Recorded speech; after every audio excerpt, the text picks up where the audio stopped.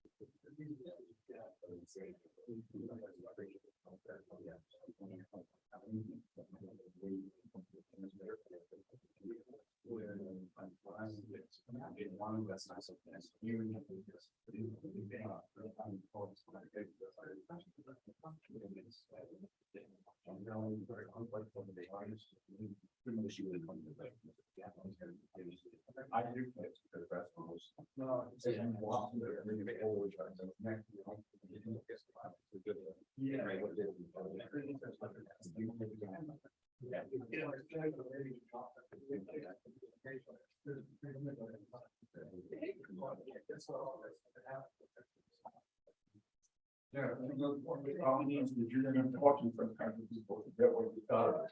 Like, don't worry about it. It's all put in on the internet. But you can go spend it, what's that next year? Mark, are we good? Mark, lights. Lights. Good evening, everyone. Welcome to our August 15th Town Council meeting. Before we begin, I just need to go through the emergency evacuation procedure. In the event of an emergency, 2 doors on your left, another door in front here. We would exit the building, cross Middle Road, and await further instruction at the school administration building. If we could now all stand for our pledge of allegiance and a moment of silence for our men and women serving in harm's way. Pledge allegiance to the flag of the United States of America, to the republic which stands one nation under God, indivisible, with liberty and justice for all.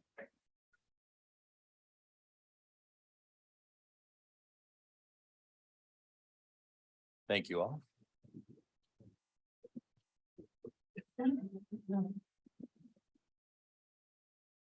Okay, just a little housekeeping.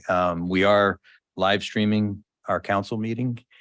So those of you that are participating remotely through the Zoom app or calling in on your phone, if you're on the Zoom app, there's an icon to raise your hand.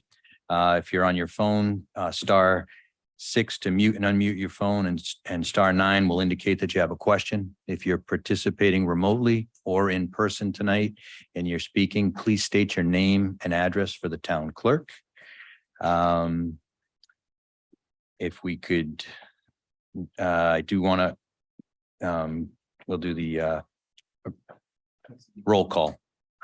Kind of come up with a roll call. Mr. Katzman, Here. Mr. Gleason, Here. Mr. Hamilton. Here. Mr. Levesque, Here. Dr. Ryan, Here. Mr. Aguirre. Here. Okay, continuing on, President's executive summary. Before tonight's council meeting, we had an executive session under Rhode Island General Law 4246(5)(a)(2).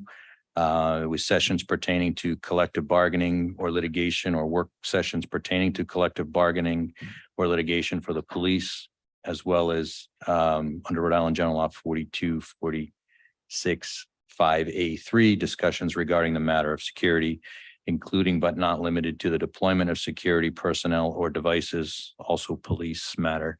No votes were taken in executive session. At this point, we are going to do our presentation and recognition. Tonight, we have a proclamation in honor of the 100 years of the golf course at Montauk Country Club. Councilman Dave Gleason is going to read the proclamation. He'll be coming up to the podium there. Thank you, Mr. Gleason.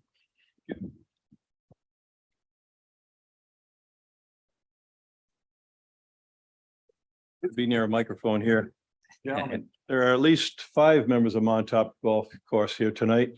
President Fonseca, Greg Golden is on the board.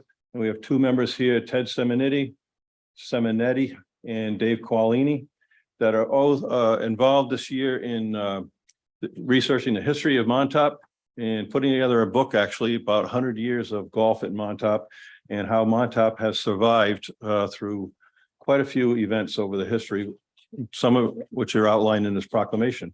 So if you gentlemen want to join me for the presentation, if you would. It gives me great pleasure to read this. By the way, I'm the 5th member, number 2156. I enjoy my time at Montauk. It's a little piece of heaven in Portsmouth. So the town of Portsmouth, Rhode Island, proclamation in honor of 100 years of golf at Montauk Country Club.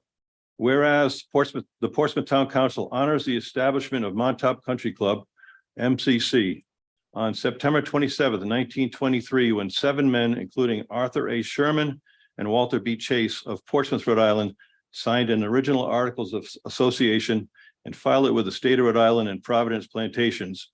And whereas the Montauk Realty Company, Inc., purchased the farm of the late William Alfred Chase from Walter Chase, Clara Chase, Abby Chase Hall, D. Frank Hall on December 11th, 1923. And whereas Montauk Country Club began as a 3-hole golf course in 1921 amongst the peach and apple orchards of the farm and evolved into a 10-hole course by 1925 with members golfing a round of 20 holes. And whereas Montauk Country Club by 1936 had grown to an 18-hole golf course, but with the dawn of World War II, some of the newest holes were closed and stripped of their sand and gravel as part of a 5-year lease with the Callan Construction Company of Bristol, Rhode Island, for various uses by the U.S. government during said war, those holes remaining undeveloped until 1968. And whereas Montauk Country Club survived the devastation of the 1938 and 1954 hurricanes, the stock market crash of 1929, the building of Route 24, and held strong against multiple offers from various developers. And whereas Montauk Country Club has raised over $768,000 for local charities since 1982. And whereas Montauk Country Club overlooks scenic Mount Hope Bay and sits east of the 1638 encampment of the original founders of Portsmouth, who followed Anne Hutchinson into the lands of the Narragansett tribe in pursuit of religious freedom. Now, therefore, I, David Gleason, thanks to Kevin Aguirre allowing me to present this, on behalf of the entire Portsmouth Town Council, do hereby extend our congratulations to Montauk Country Club in acknowledgement of their 100th anniversary, signed by Kevin Aguirre and Jennifer West, Town Clerk. Gentlemen.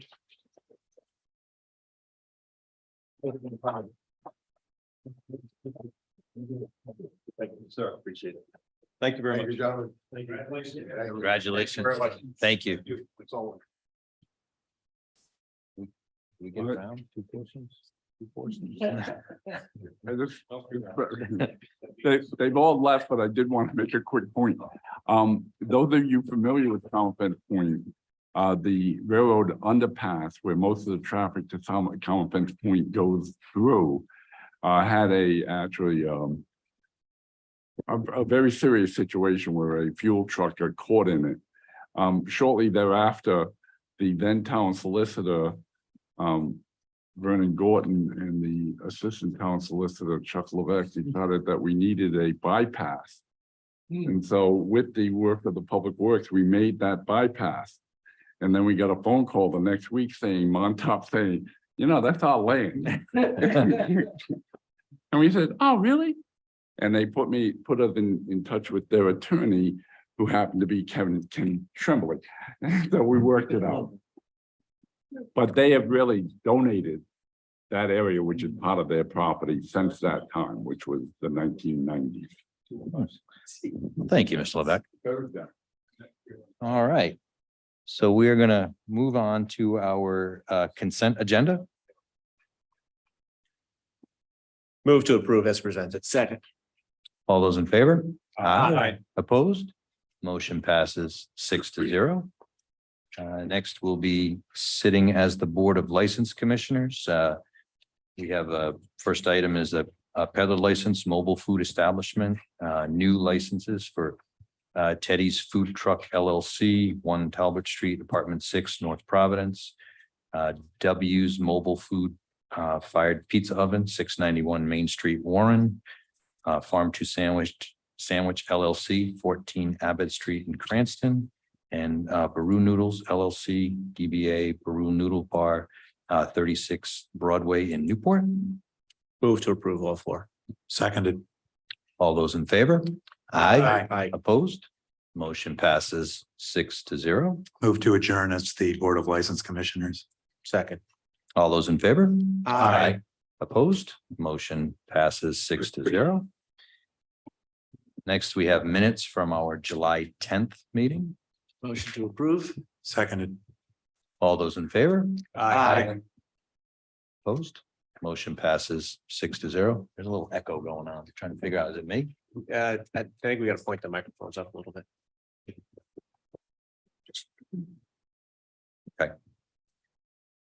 Okay, next we have tax voucher. It's a request approval of tax voucher 2023-0815-01 to 2023-0815-09.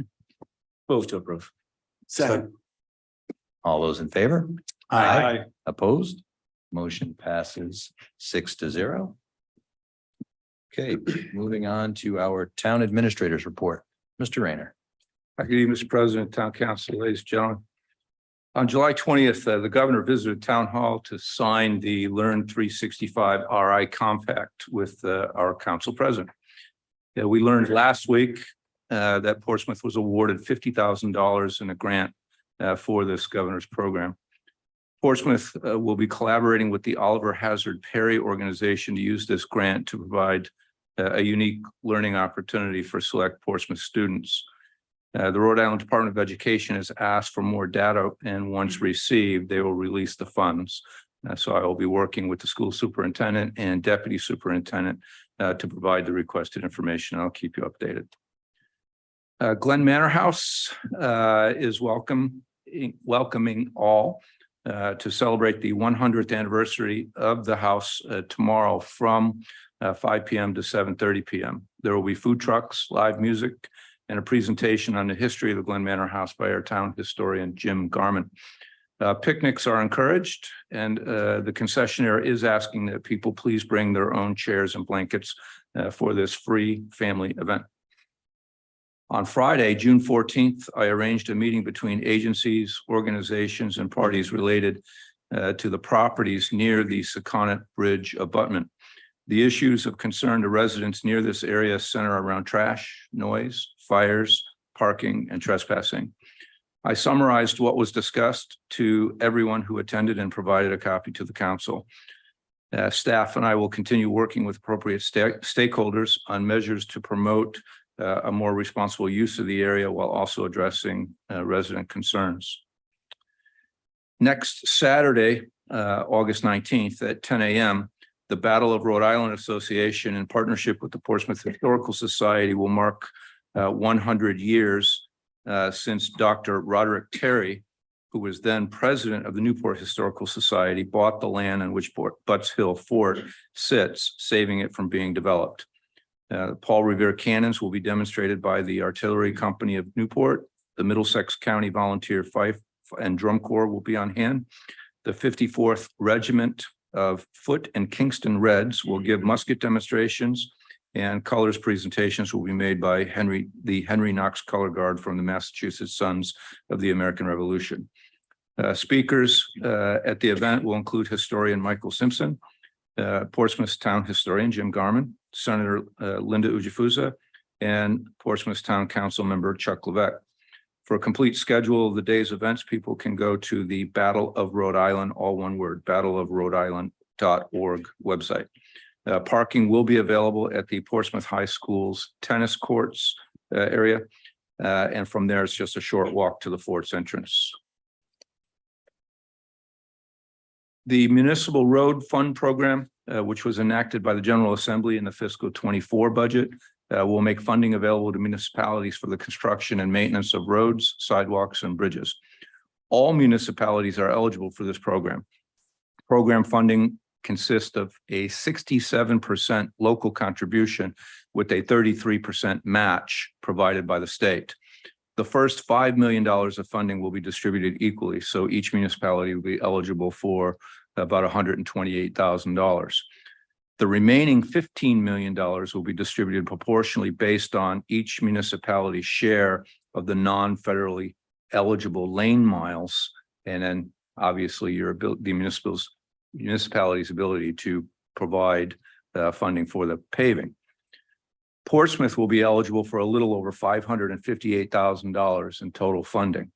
The amount we program for road improvements in our annual budget can be used for the required match. The finance director and I will work with the DPW director to budget the funds necessary in the next fiscal year to obtain the maximum amount of match that we will be eligible for. And then lastly, unfortunately, the candidate selected for the assistant recreation director has withdrawn their application. So we will be reposting that position. Mr. President, that concludes my report. Thank you, Mr. Rayner. Okay, moving on to resignations and appointments. First resignations. We have the Aquidneck Island Planning Commission, Mr. Robert Andrews. Move to accept with regret. Mr. Andrews was a longtime serving member on that committee. Second. All those in favor? Aye. Opposed? Motion passes 6-0. Next, we have the zoning board, longstanding member, Mr. John Borden. Move to accept with regret. Second. All those in favor? Aye. Opposed? Motion passes 6-0. Next, we have appointments for the design review board. It's a reappointment for Nicholas Avery. Motion to appoint Mr. Avery Seconded. or reappoint. All those in favor? Aye. Opposed? Motion passes 6-0. Next, it's a reappointment to the Dog Park Committee for Lori Anderson. Move to approve. Second. All those in favor? Aye. Opposed? Motion passes 6-0. Melville Park Committee, it's two reappointments, Mr. Stephen Luce and Ed Rizzi. Move to approve both. Second. All those in favor? Aye. Opposed? Motion passes 6-0. Next, we have the Wastewater Appeals Board. It's a reappointment. Phil Driscoll. Move to approve. Second. All those in favor? Aye. Opposed? Motion passes 6-0. Next, we have the Parks and Recreation Committee. There's one vacancy, two applicants. I move that we approve Miss Christine. Helger. No, I wouldn't. I'd make that. They could see the A or the E. Christina Helga. Second. Okay, all those in favor? Aye. Opposed? Motion passes 6-0. Okay, moving on. And I guess we formally thank Ms. Smith for her interest in serving the town in this capacity. Yes, and to stay interested because we could use volunteers on many of our boards and commissions. Thank you, Dr. Ryan. Moving on to old business. First item, it's request approval of First Amendment to the power purchase agreement for the Portsmouth turbine. Mr. Rayner. Thank you, Mr. President. This is this is an amendment that removes obsolete language from the original power purchase agreement and memorializes what we're doing in actual practice. The original agreement was next to impossible to comply with, and it was created when the state was trying to solidify how net metering agreements would work. The amendment is how we are actually doing things, i.e. we pay the bill National Grid formerly, and now Rhode Island Energy sends us. They send us a bill and then there's net metering credits on the bill. We pay the bill, which is reduced by the net metering credits, and then the net metering credits go to formerly WED, now Green Development. It makes it extremely simple. And there's a number of positive factors for doing this, which is why we've been doing it now for a number of years. Our bills are predictable, it's simple, it's easy to calculate and administer. So we're asking that we clean up the obsolete language, we amend the the power purchase agreement, which reflects what we're doing in actual practice. Mr. President, I move to approve. Second. Second discussion. Sure. Can you just explain what effect this will have in terms of any cost savings, any ability, or both cost savings in terms of money and cost savings in terms of staff time in reconciling the old bills, both here, and I'm assuming it carries over on the school department side as well. Sure. Prior to us putting this into agreeing to do this with Green Development, this was literally almost a full-time job for both finance directors. We had huge spreadsheets. It's difficult because out of all the metered accounts that we have, those bills don't all arrive at the same time. And then we would have to compare those to the Schedule B, which allots how much credit is given to each meter. And under the way it was done, it was very difficult to reconcile the bills with what we had to pay. So that was an enormous amount of staff time. With regard to doing it this way, of course, we can't predict what future relationship will be between the net metering credit rate and the retail rate, but just over the last 4 years, we've saved over $100,000 by doing it this way. Thank you, Mr. Rayner. Any further questions or comments from counselors? Tom Grebe, 110 Thayer Drive. I have to admit, I was a little confused by the backup. It was impossible to determine the delta in cost for the methods, the two methods. If I couldn't do that, my guess is that no one on the council did that. Was a financial impact statement for the change provided, and do we have any estimate of what the future net metering costs will be? Like I say, there's no way to predict the future relationship between the net metering rate and the retail rate. That rate has changed every year. I can turn it over to perhaps Alan Shore. If you have something you'd like to say Mr. about President, that. there is no net metering cost. Net metering is actually a net meter- return to the consumer. Okay, so I mean, basically, it is a method by which the generation of electricity on our part, which gets sent to the utility, is a benefit to us. So it's not a cost. I would say. Yes, that's absolutely correct. To us, there's a cost because that net metering, when this was all set up, there was no way for Green Development back then, WED, they could not capture the credits. The credits show up on our bill. So those credits just built up and built up and built up, and then we had to reconcile them. There was no mechanism to figure that out exactly what they were supposed to get without going through every single bill, which is over 100 some accounts on a regular basis. But those were their credits, not ours. And that was part of the power purchase agreement and the overall agreement that for that, they would pay off our loan on the original turbine, which is what they've done.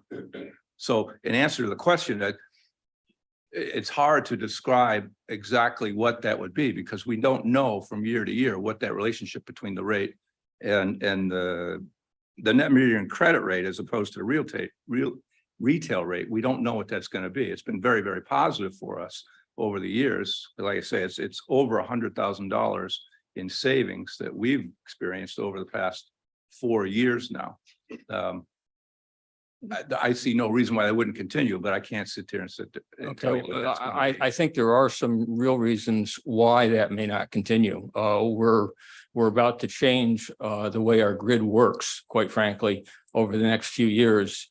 We're going to have a lot of renewable energies, which are not, they come when they come, and when they're not there, they're not there. I think it's likely that a net metering charge for electricity when it's not needed. Point of order, Mr. President. Are we going to have a discussion about alternate? This is my energy? time, so No, it isn't. It's It- our time, Mr. Grieve. And if you want to have a discussion, that is. I way was beyond- recognized by This is the president. Our time. I want And to I talk. did a point of order. And I am asking that this has to do, your conversation has to do with the future, if you will, of the green alternate energy. And the fact that the sun isn't out all the time and the wind doesn't blow all the time. That doesn't have anything to do with this contract. It has All right. exactly the same thing No, it as, doesn't. Mr. Rayner's comment. He can't predict the future. On Mr. President. Hold on, Mr. Levesque. I want Mr. Grieve to make his point, but then I think if the folks from, if the consultants or if our attorney could weigh in on this, just so that we know, because this original agreement was established back in 2014. And so it was early in the process, and maybe some things have changed over time, and I think we just need to understand where we were back then and where we're headed. I don't know exactly where you're going. That's exactly where I'm going.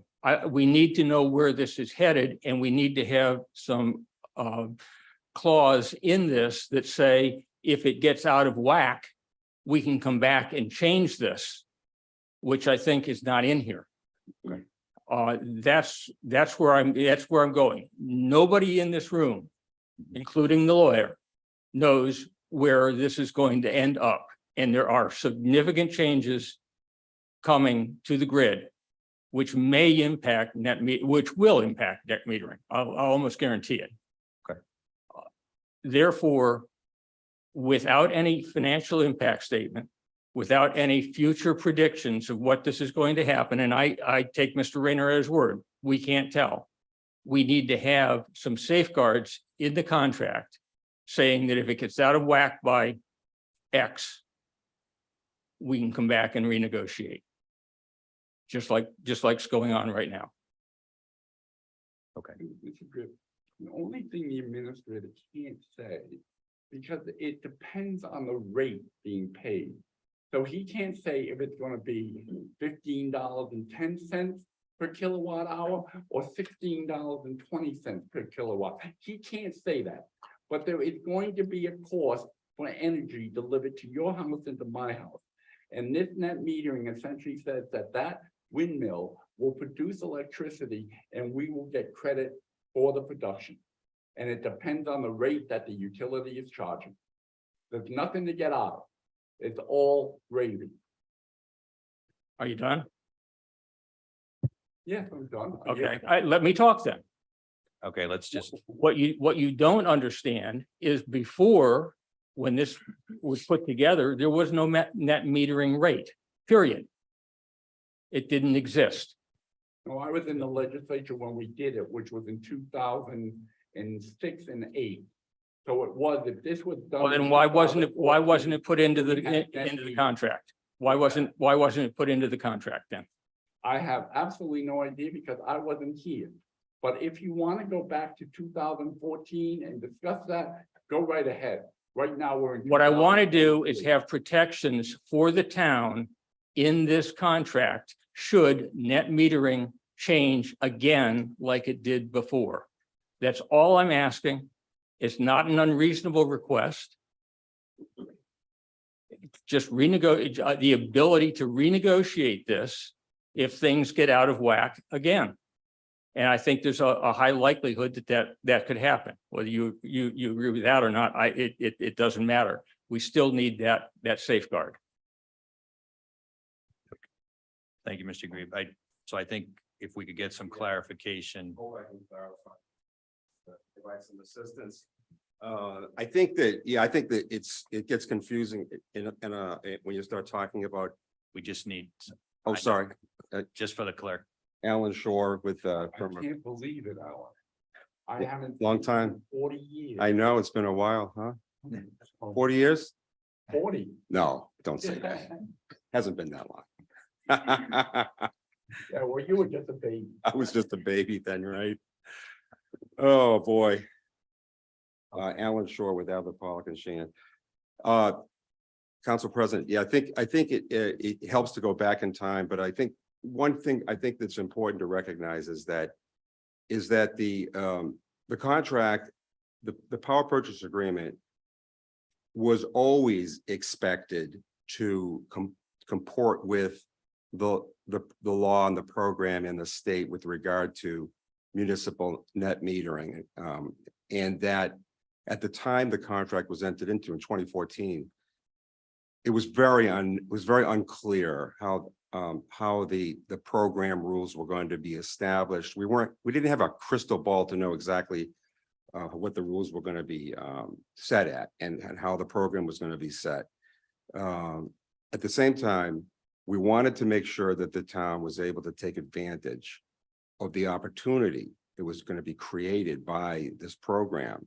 Remember, the town at the time was light years ahead of the rest of the state of Rhode Island. I mean, I think if I remember, the town decided back in, early, 2013, 2012, whatever, that they wanted to have all of their electricity sourced by renewable energy. It took the rest of the state many years to catch up to that program. And, now it's a statewide declaration that all energy in the state, all electricity be provisioned by renewable energy resourced by 2030. So the town was 15 years, way ahead of that declaration. So I think the town has to be commended for that. What we did at the time was to get a contract in place that was going to provide a great help to the town, because the town went in early. We all know the history about the original turbine. We don't need to go rehash that, but we know that it was a big problem that the town had to deal with. And we had this opportunity to partner and get together with folks in the development community to assist and come to the town's aid. And the way we did that was to establish a contract to require that the town essentially pay for the resource that it had decided it wanted to utilize to meet its renewable energy, clean energy goals. The contract was set at the time to make sure that both sides were going to work to essentially to implement a municipal net metering arrangement. That was the goal, and it's throughout the contract. Those rules will change over time for sure. But what we know is that since 2014, the rules were put in place, the program was put in place, and the town has been working to implement that program with regard to the billing arrangements that Mr. Randall discussed. And all this is trying to do is to just simply comport the practice that's been ongoing and to make it clear that that's the way the arrangement should work going forward. That we had alternative pricing schemes in here, alternative payment schemes that were really more in the way of placeholders at the time, because there was some uncertainty in how this was going to work out. Now we know how the program works.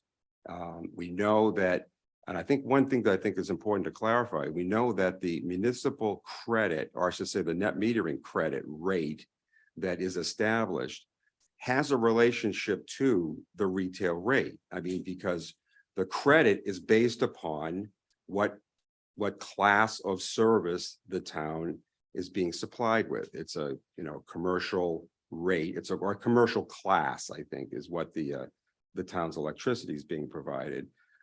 Rhode Island Energy has rate structures in place based upon the class of customer, so that there is a retail component, there's a relationship, I should say. I think there's a misconception that a net meter rate is like a separate rate completely apart from the retail piece of the billing, and it's not. It's just a relationship that takes place instead of having just a customer and the energy company providing the town with energy and resource. The resource is now coming virtually from the wind turbine through our billing arrangement with Rhode Island Energy. So this is really intended to just simplify the language in the contract. That's all this is. It's just to clarify that the rate that the town will be charged will be based upon the municipal net metering credit rate that's established by the legislation, by the tariff, by the rules that are set ongoing. And that it just cleans it up to eliminate some of the extraneous language that no longer is applicable.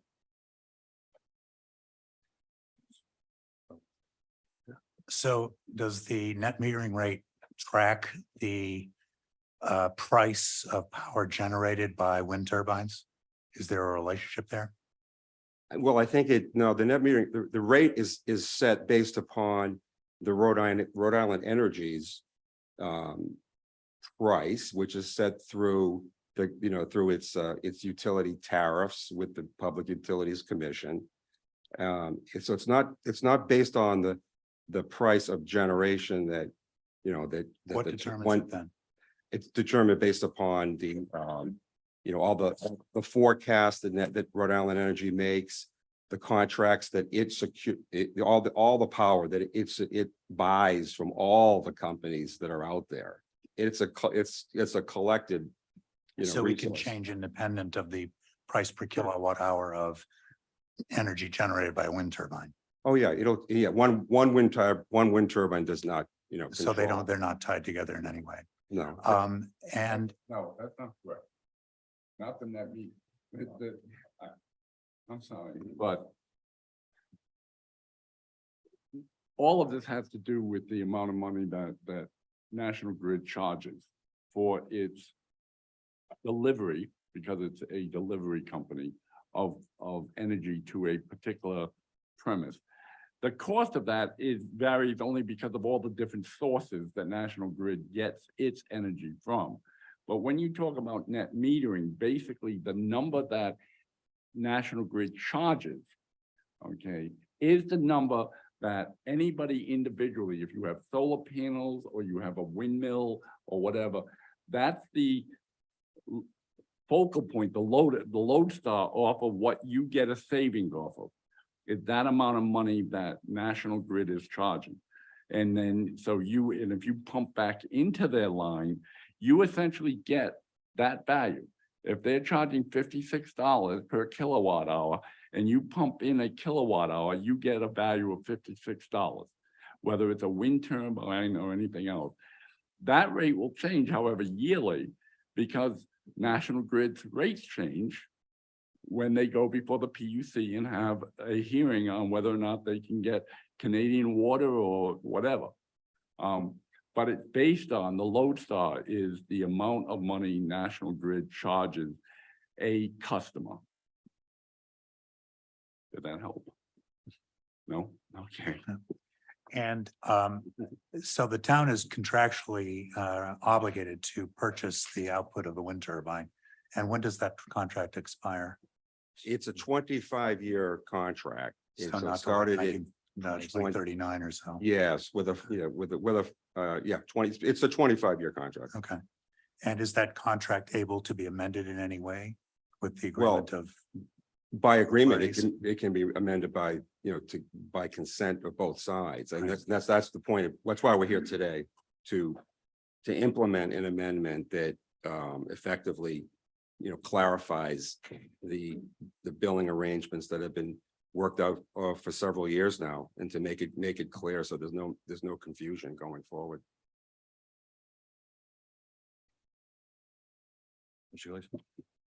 Yes, thank you, Mr. President. maybe you can help clarify it. Mr. Rayner stated that we've saved about $100,000 over the last 6 years, which would be 3 years into our contract. Making this language change had no bearing on saving $100,000 or did have a bearing on it? Or is I think, two- yeah, I think amending the language here, it just, it codifies in a sense, it puts into place the billing arrangements that will be in place going forward. It really doesn't change anything.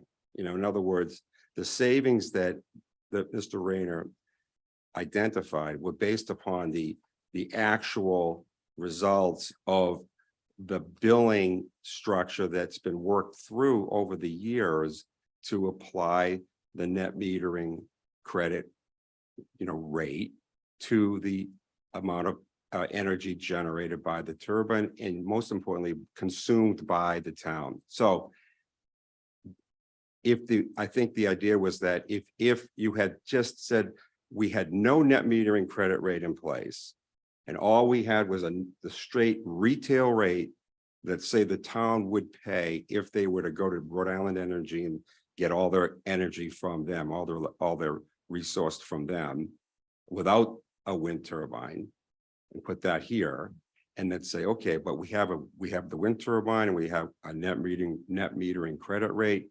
And here's what the town's been charged. And you compare the two over the last, was it 4 years? I think 4 years or 5 years. 4 years. The difference showed a savings to the town in the amount of $100,000. That will continue in place going forward. If, you know, all things staying the same, but, you know, as we just said, we don't know what the future rates are going to be. They change year to year. We can't predict the future, obviously. So we don't have a crystal ball into that, but we do know that the way the rates have worked over the last 4 years, certainly there's been some significant savings to the town. Well, we do know that as long as you're not paying the retail rate, you're going to save some money. Right. You would agree with that, right? And that's right. The purpose of putting in a renewable energy source. Right. So I was just a little confused as to comparing the money saved to coming up with this new language. They're Right. apples and oranges, essentially. It's just going to make the job easier. Where National Grid is out of the picture now, but Rhode Island Energy apparently sends bills at different times of the month, and they're really not helping us to just make the problem any easier. You don't get any help from them. Mhm. No, and like I say, I mean, what this is doing and what we're trying to say, it's getting rid of language which no longer applies in the power purchase agreement and reflecting what we're actually doing. That's all we're doing here.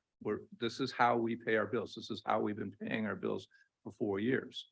The fact that we're in this agreement and we have net metering credits, that saves on electricity costs. And of course, we've done other things outside this agreement that have helped us save costs. But all we're doing is just making the power purchase agreement reflect what we're already doing. As Mr. Shore stated, when this was created, I believe this began 2012-13, but when this went into effect, there were a lot of unknowns. And so I think in the original power purchase agreement, they were trying to capture what all those possibilities could be, which made billing an absolute nightmare for us. And we simplified it. Just quick question, Mr. Shore. So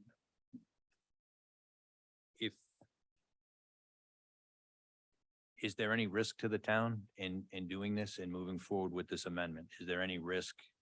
Do you see that the town would be at risk in any way? No more risk than the town was already under, you know, with regard to the agreement that was in place. No, I mean, this amendment doesn't add any risk.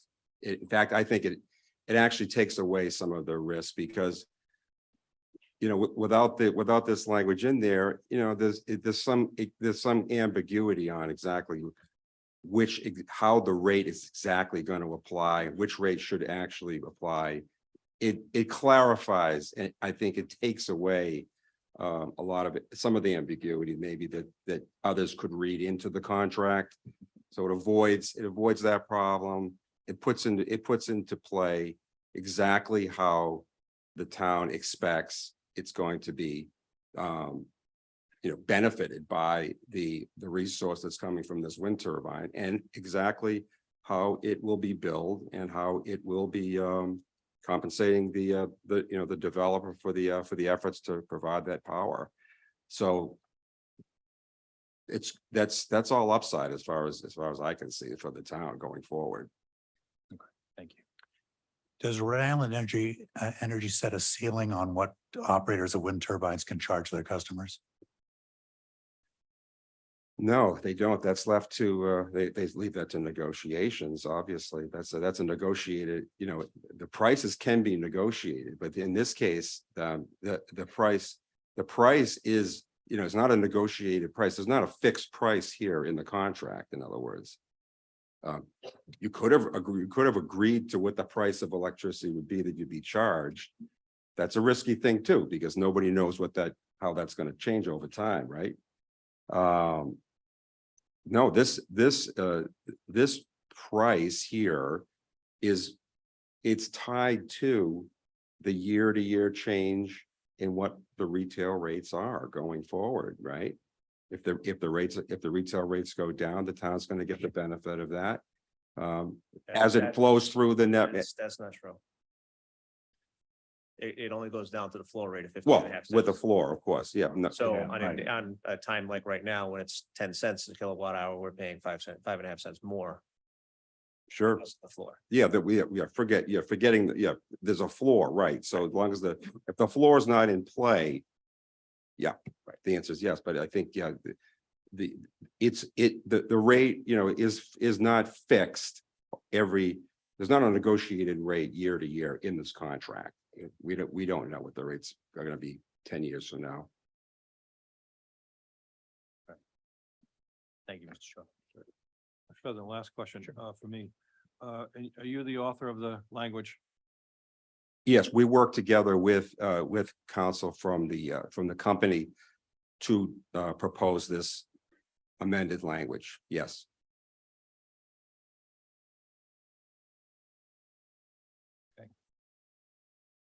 Any further questions from councilors? So we have a motion and a second. Oh, I don't know. Did we have a motion? yeah. Yes. So Oh, we had, okay. we had a motion and a second. There was discussion, clarification. So we have a motion and a second on the amendment. All those in favor? Aye. Opposed? The motion passes 6-0. Thank you all.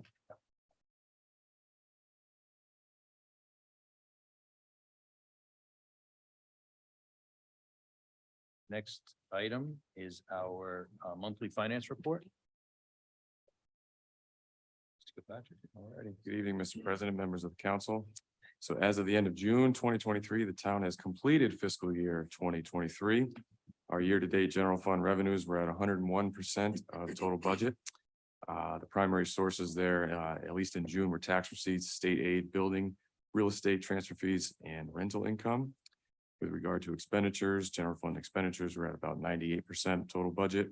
And this includes total encumbrances of about almost $85,000, which I have a note here, just letting you know those will be zero once we pay those final invoices or just close those open purchase orders. So the primary underspending was in salaries and benefits, as hiring was challenging across various departments throughout the fiscal year. So in summary, essentially, we anticipate finishing the fiscal year Sure. with a surplus pending the final audit, and the field work is scheduled for the second week of September. I do anticipate that surplus to hold roughly what we have projected here, about 1.2 million or so. Again, pending final audit. And as I mentioned earlier, it's just primarily underspending in salaries and benefits. And this completes my report, barring any questions. Thank you. Thank you, Mr. Kirkpatrick. Questions from counselors, comments? Mr. Fitzmaurice? Thank you, Mr. President. Larry Fitzmaurice, 50 Kristen Court. I'm only here because I couldn't hear the surplus number. Projected is about 1.2 million. Pending audit. Understand. Thank you. Motion to receive and place on file. Second. All those in favor? Aye. Opposed? Motion passes 5-0. Okay. Hold on, I lost my sheet. New business 1. First item is to request approval for release of previously prioritized ARPA funds for broadband. Mr. Rayner. Yes, Mr. President, one of the tenets of the ARPA money was to support broadband access in your regions. We've been working with or having discussions with Newport and Middletown to adopt a regional approach to bringing better broadband access to Aquidneck Island. There are going to be a number of programs, two that will specifically potentially help the Aquidneck region. And those programs that are coming down the pike are the BEAD program, which is Broadband Equity Access and Deployment, and then the Digital Equity Act programs. These are two different programs. They're going to be administered by the National Telecommunications and Information Administration, NTIA. At the federal level, those funds, once they're distributed, will be distributed to the state, not like ARPA, where it goes down to the municipalities. These are going to go to the state, and the state is going to determine how those funds get distributed. The Commerce RI they will be the lead agent for determining how those funds will get distributed throughout Rhode Island. Nothing that we approve right now is going to affect any companies or individuals. If you want to start up an internet company and apply for BEAD funding, when the portal gets open, you can do it. However, when that money does get distributed, Rhode Island through Commerce RI is going to look at two main things: unserved populations and underserved populations. They are encouraging municipalities to adopt a regional approach. That is what we're attempting to do in Aquidneck Island. If anybody else wants to join with us, we'll have further discussion. So we have formed right now a consortium, Middletown, Newport, Portsmouth. Newport has already been working on this for a number of months before we got together, and they have already contracted with Mission Broadband. They've put out an RFP, they've accepted the result, to analyze the results, and they've contracted with Mission Broadband. Mission Broadband will be an entity that will work with the consortium to ensure that the data that is going to be analyzed by NTIA and Commerce RI is the most accurate and up-to-date information available, so that when the determination is going to be made, how they're going to distribute this money, is going to be distributed in accurate data. The application process we're anticipating is going to be fairly onerous. Nothing with regard to ARPA so far has been easy. So we would like to join this consortium because we have two particular communities that are absolutely unserved, Prudence Island and Hog Island. That would, and if we're being encouraged, we have those two unserved communities. If we're being encouraged to adopt a regional approach, we all kind of need each other now. This would not give us the money to build our own, internet networks and become internet service providers. That's not what this is going to do. What this is going to do is going to help us through an RFI process and then potentially an RFP process, determine who would be best suited if they were to receive BEAD funding, who would be best suited to administer to the needs of our region. And that's what we're joining this consortium for. That's what we've been discussing. And in a nutshell, we're asking that you would release the $50,000, up to $50,000 of what you previously identified as priority for broadband spending in the ARPA funds, and that we would join the consortium and contract with Mission Broadband together with the other communities on the island, so that we would be best positioned to position ourselves to get the most speed funding for this area and bring somebody here that will serve the unserved. And in the order of priority, you have to address the unserved communities, then underserved communities. And obviously, if they're gonna, whoever is going to build this network is not going to serve just two small communities. This will benefit all of Aquidneck Island. But you have to address those two communities before you can start addressing the rest of the island. So we just think that $50,000 can be leveraged to a much greater extent. We're not going to bring internet to the island with $50,000, Right. but we can leverage that into influencing the determination on how the BEAD and the Digital Equity Act funding will be distributed. Mr. President, I just want to point out Sure. on the what is this title? The breakout of the commitments and priorities that we adopted some time ago. Broadband line item is labeled as planning work and enhancing jazz solutions, and that's exactly what this is. So this is consistent with the priorities. Thank you. So were you gonna make a motion to approve the release? I'll do that, I guess. Motion to approve the release of the 50,000. Seconded. It's gonna say, But I think it should be. I think hopefully everybody's seeing the trucks out there and Cox is out actually doing some work in order to get broadband out. I talked to one of the technicians and said, hopefully it's gonna be all up and running by, well, you might get a Christmas present. Well, they're contracted to be done with pulling the lines by first week of September. So it's up to Cox after that. Excellent. All right, so we have a motion and a second. Any further discussion? Anybody on line? No? Okay. All those in favor? Aye. Opposed? Motion passes 6-0. Thank you all. Okay, next item, new business, number 2. It's a request approval of a resolution to continue participating in the RI Infrastructure Bank's Community Septic System Loan Program. Mr. Patrick. Good evening, Mr. President, members of the council. So just a very simple request here, essentially just looking to draw on our line of credit with the Rhode Island Infrastructure Bank to provide additional funds to citizens of Portsmouth to replace their septic systems. The current funds in the escrow account right now are all obligated to loans. So this is just our regular rhythm.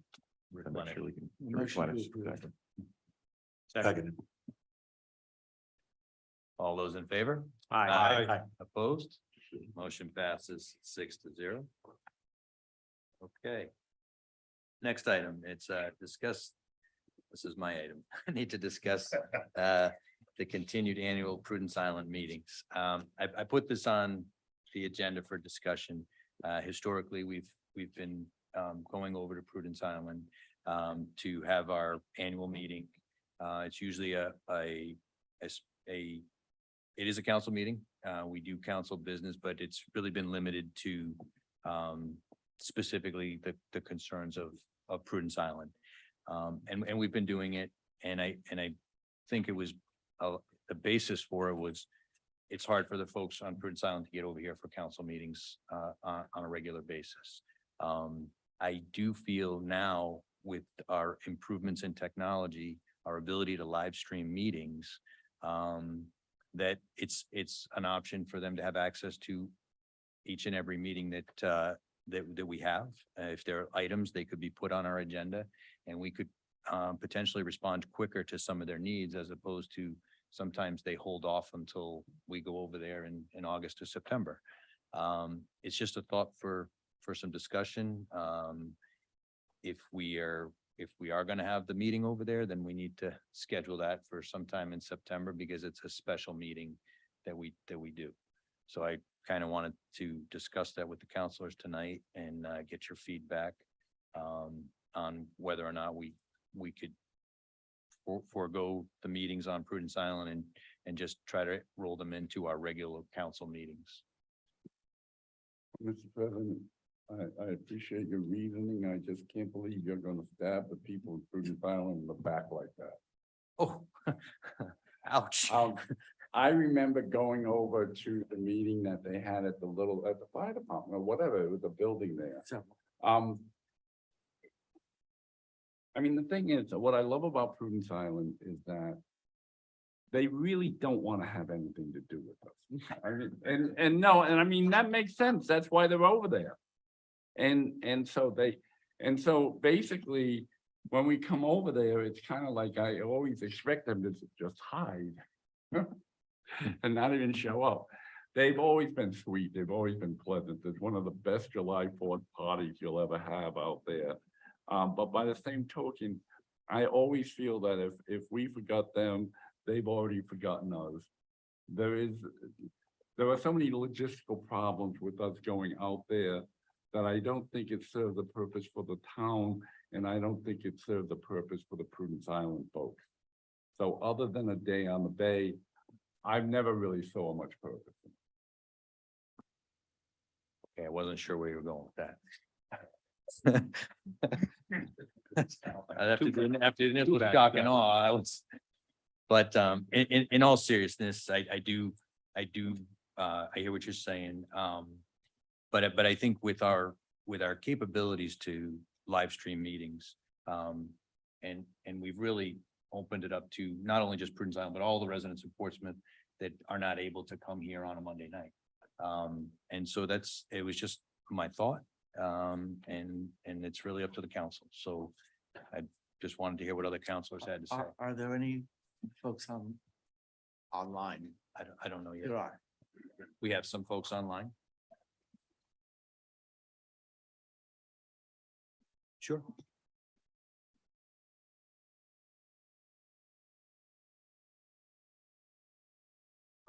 Robin Weber, I am going to allow you to talk right now, so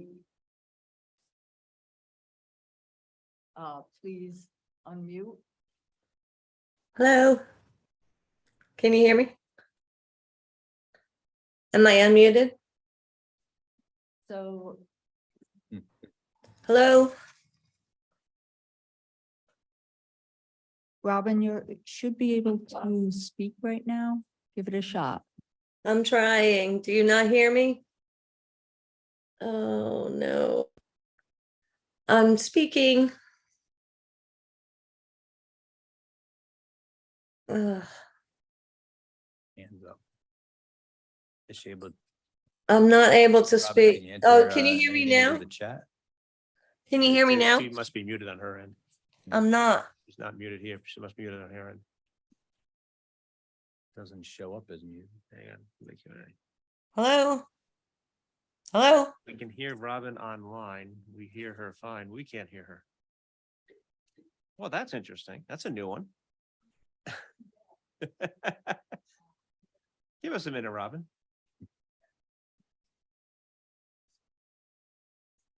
Yes. Okay. Stand corrected.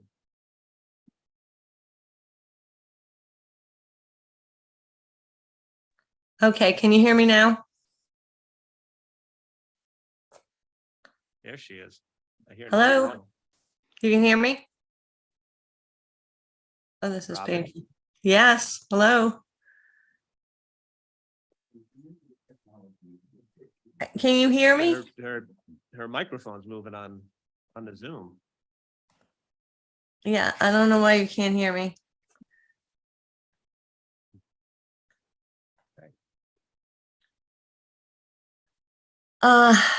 Shoot.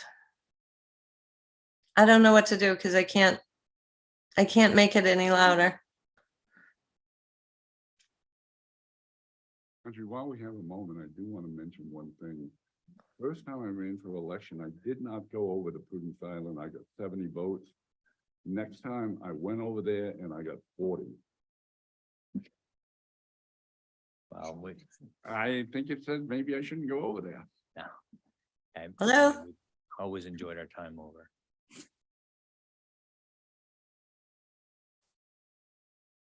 I'm sorry, I'm unable to. Transported by the police without a subsequent arraignment. Robin, can you try speaking again, please? I am speaking and it's, Like you did last time. I don't know why it's not working. Sorry. I have no way to, communicate apparently.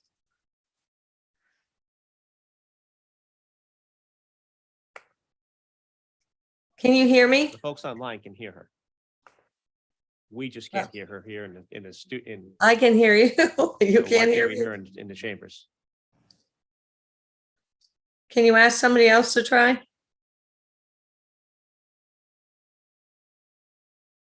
Hey, Robin, can you chat again? Yeah. Hello. There we go. We got. Oh, you hear me? Oh, nice. Hi. I appreciate that you actually brought up this conversation. I think it's worth having. And I think you made a valid point about we do have a tendency to wait until you guys show up to actually deal with issues. And we've had issues ongoing for a fair amount of time now. And I understand why you wouldn't want to come to the island for those meetings. I find them very painful. You no sooner explain yourselves and what you're doing and how it works, and somebody shoots up their hand and asks a question that suggests they haven't heard anything you said. So it's frustrating and it's infuriating. However, my understanding is that the Prudence Island Planning Commission was set up as a liaison between the islanders and the town council members because you kind of didn't want us to show up en masse to air our grievances and disrupt a town council meeting. So I thought the theory was that any issues that we had, we would discuss, we would consider potential solutions, and then those would be brought to the town council. So I feel like that system can work. I don't think it is working, in part because the Prudence Island Planning Commission has indicated twice in 2 meetings I've been to that they don't feel that they have the authority to put something on the town council agenda.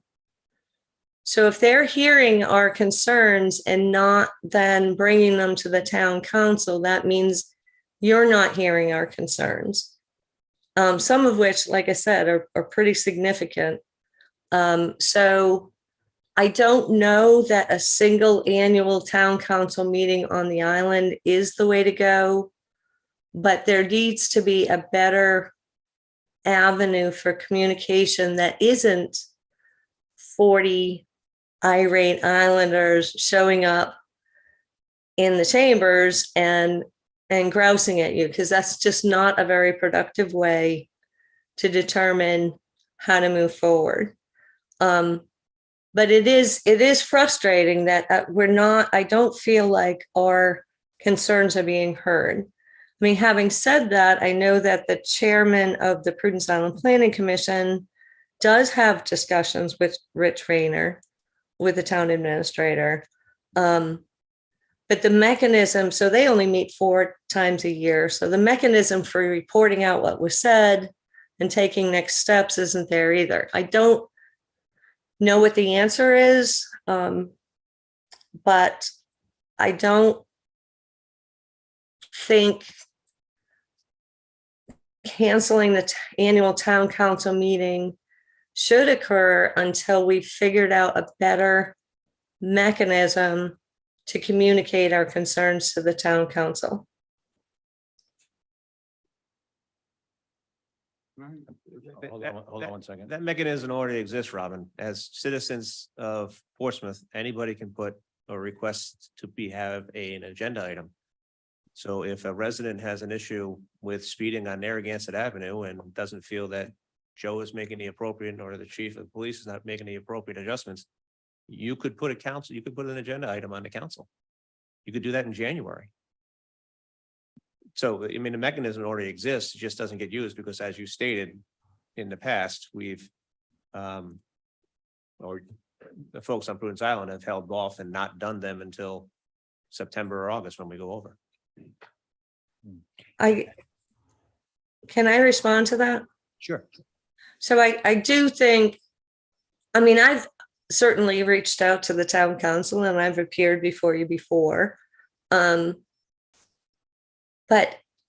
I know I'm trying to go through the Prudence Island Planning Commission. And they don't feel that they can put agenda items on. So for instance, should I have taken the issue of Bristol parking directly to the town council? Or should we have had a kind of brainstorming session on the island to try to figure out what, if anything, can be done? Because we didn't get any response from the town on that topic beyond take your car, which was in the East Bay newspaper. So is that what you're suggesting we do, that we just individually bring those issues to you? Well, I think the commission still has a purpose where if there are certain, island-wide items that need action, obviously the planning commission can reach out to the council at any time. But as Mr. Hamilton just mentioned, residents can request items be put on the agenda, just like in town now. I think what typically happens, and you kind of summarized our meetings over there pretty accurately. It's really more of a workshop environment, because we might go over there there might have been 6 or 8 items that are sent over to us, and we typically go over with responses. But then the rest of it is really an open session, and questions do come up, and sometimes we're not prepared to answer them, or we have to get back with more information. So it's not a typical council meeting. It's really more of a workshop environment. And I don't know if it's as productive as if it were regular council items on the agenda where the council could take specific actions, in a more timely manner. You bring up a good point. Maybe we do have to have one more meeting to try to identify that moving forward, this is how it's going to go. I do feel that if we go over there, it's going to be a workshop, because that's typically what happens when we go over there. It's just the problems that are very specific to maybe somebody speeding down the road, or yes, parking in Bristol. But that item has come up for a while now, and we're not gonna solve that issue tonight because it's not really on our agenda. But I do think that the planning commission does have an opportunity to put on items on the council agenda at any time they want to. If they only meet 4 times a year, well, that might maybe you have to do something a little different over on the island. Well, Mr. President, I'm looking actually at the charter for the commission. It does indicate actually that the planning commission is supposed to work through the administrator to bring concerns of the island to us that are raised during the meetings of the commission. It actually lays out how the commission is going to operate. I can understand your frustration with how things may have appeared to have worked, but I will tell you that we have had several issues from Prudence brought forward by the administration here, having to do with utilities and other facilities in or on Prudence. Certainly there was a lot of colloquy over the issue of the transportation back and forth to the island, particularly the frustration felt when Bristol changed its policies with regard to parking in the Bristol area. literally not our ability to do anything, but there was certainly a lot of conversation, a lot of attention paid. So I hope, even though you may not have been pleased by the response, or you might not have heard the response, I can tell you that the administration here spent a great deal of effort and time trying to figure out a way to resolve that problem, as did, by the way, the delegation at the State House, trying to deal with the situation and ameliorate the problems that happen for the folks that are prudent. So again, I maybe it is a question of better communication, but I will say that the other problem, by the way, is the Middley brothers. The ferry didn't run after 8 o'clock. So if you guys were here for a council meeting, you were here all night, and that did worry us. But I think there has been communication. Perhaps we can look at it again to make sure the communication at least is known to all the islanders. But I don't think it's fair to say the administration did not respond, because in all sincerity, we were getting a lot of information from our administration as to how and what was going on and what we wanted to do with it. So, in fairness. Well, I mean, I guess the question before the council tonight is, you know, what do we want to do as far as continuing with our meeting over there? Do we want to have? Yeah. Yeah. Sure, I'll turn it over. I just want to finish my one statement, but that's okay. I think what we may need to decide is, from a council perspective, of do we want to continue the meetings? Do we want to go one more meeting and explain a new process moving forward? And maybe we have to work through that a little bit in order to establish the line of communication or establish the procedures. I think the technology component of being able to live stream opens up a lot of opportunities for all the island residents, as opposed to, I think I see more benefits to allowing the live streaming and as opposed to going over there just on that one meeting. But let's hear from who's online, Mr. John. John Spadaro. Yeah. Can you guys hear me? We got Yes. you. Excellent. So John Spadaro, 0260 Albro Farm Road. I am the chair of the Prudence Island Planning Commission. And so I think there are two issues that I want to raise with respect to this. One is to touch upon parking in Bristol. That clearly has been something that we have talked to the administration about. Hang on. Yeah, John, we've gone way too far off of the agenda item of meetings on Prudence Island. We can't tackle parking. Fair enough. in We're not Bristol going to anymore. tackle it. I just want to be clear that it was communicated that the town council felt that they had no skin in the game on this. And whether that's accurate or not, that was what my understanding was. Let's go to the second issue, though, and that is directly related to this question. And that is, if in fact we stop having the meetings on Prudence Island, or regardless of whether we stop, we've got to address the technical glitches that are involved with participating remotely. I understand hybrid meetings are always difficult, but it is very difficult to be a remote attendee and not deal with technical issues or be recognized.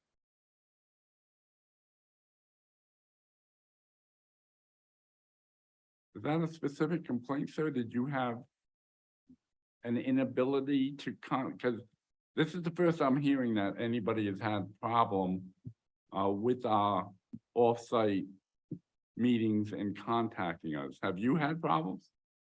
I have.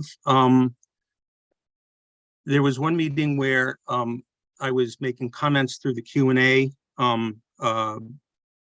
Councilman Hamilton eventually did respond, but it was not actually I did not actually get anything beyond a sort of a private response from Mr. Hamilton. But I think more to the point is we have the glitch that we saw with Robin trying to speak tonight and the delays that came from that. And I've seen those sorts of delays and technical glitches when someone raises their hand and attempts to be recognized, that we often struggle to be heard from the remote site. This is fixable. It takes a lot of practice. And I think that we need to practice and get really good at making this work. The Q and A site should specifically be for, hey, I'm having problems hearing people. It really shouldn't be for asking questions that you're asking a specific question for, because it should be done in the open session. So if you're asking a question about, I'll go back to speeding on Narragansett Ave, it should be over the airwaves, not in a Q&A. You know, it should be specific, hey, I can't hear Robin. Fair Or enough. can you please ask the speaker to, you know, ask Mr. Levesque to turn his microphone on? Yep, fair enough. Type of thing should be a Q&A. Q&A shouldn't be for answers specifically to agenda items. Okay, thank you. Could I also, interesting that we had a particular glitch tonight. Yes. That kind of emphasizes or suggests your point is well, or should be taken. We are not discussing Bristol or the thing, but I will say that the phrase "no skin in the game" was never a response by this council. Never a response. That we could not do anything may have been a response, but that we weren't concerned was never a response. Thank you, Mr. Levesque. Okay, so let's bring it back to the original discussion, which is to continue the annual Prudence Island meeting. This was my item. You know, I think that we do probably have a little bit of work to do in order to have a smooth process. I would be okay with going over there for this year, and try to come up with a plan moving forward to get the participation at regular council meetings, so that the council does not have to go over there for special meetings in the future, unless there's a specific incident. But in general, it's a special meeting on a Saturday that it's not a traditional council meeting. So it's a little odd, but I think with our technology and improved communications and process, we could work out a solution to get more regular participation. Thank you, Mr. President. No, I agree with you. So I have no problem going to Prudence Island. I think we should go to Prudence Island this year. That said, I don't think going to Prudence Island once a year is a solution to participation.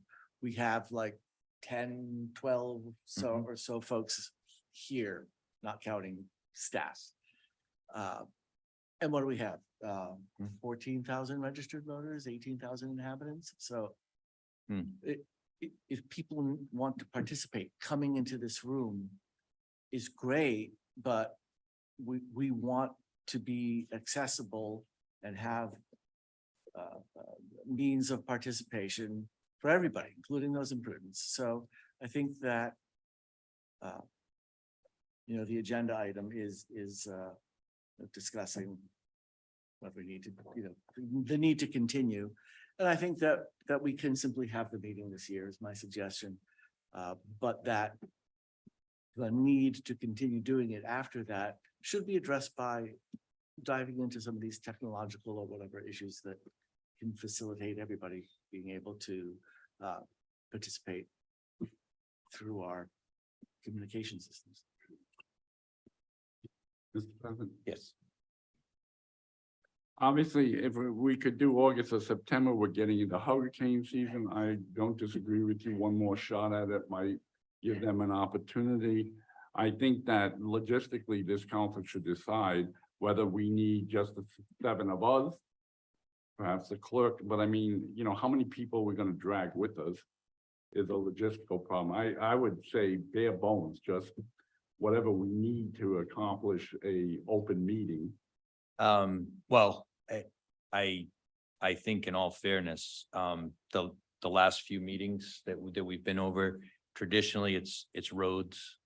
There's always, because it's the gravel roads, so there's always issues with, so DPW between roads and the transfer station is always a discussion item.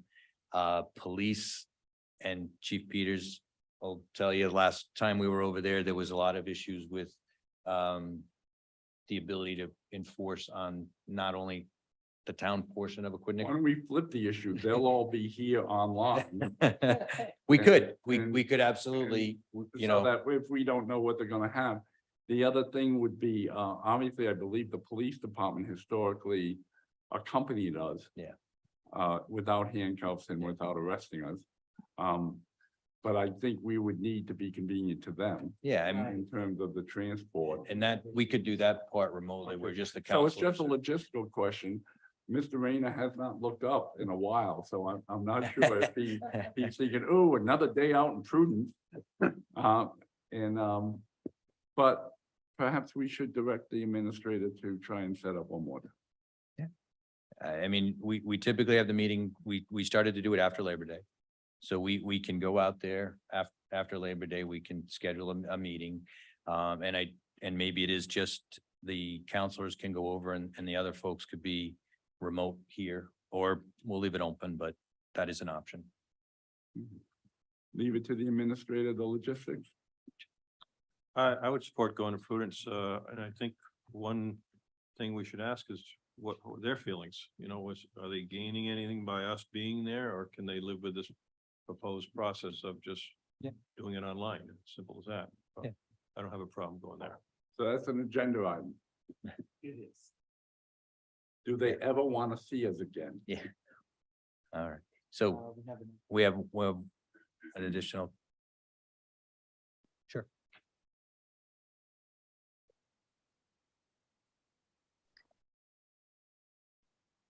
Hello, can you hear me? Yes.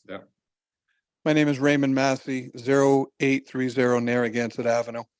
And to answer the counselor's question on whether we want to see you on the island, you are our elected officials, you are our representatives, and yes, we are just another neighborhood in Portsmouth, and we would like to see you in our neighborhood.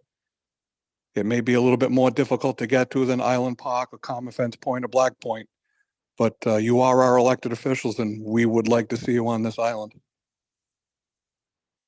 To be perfectly frank, we haven't had any meetings out in Black Point, Island Park. So, I mean, to suggest there's a comparison there, our meetings are here in this building for every neighborhood in this town. I think as a courtesy to the folks out in Prudence, we have always gone out there because of the logistics of them getting here. But Black Point Farm has not had, well, we do go to Greenvale every once in a while for wine, but other than that, council meetings. we haven't had a council meeting. So Counselor, if you wanted to, you can get into your car and drive down to these places that you just stated. Would you, if you do not have to come to Prudence for a meeting or a workshop, ever step foot on this island again?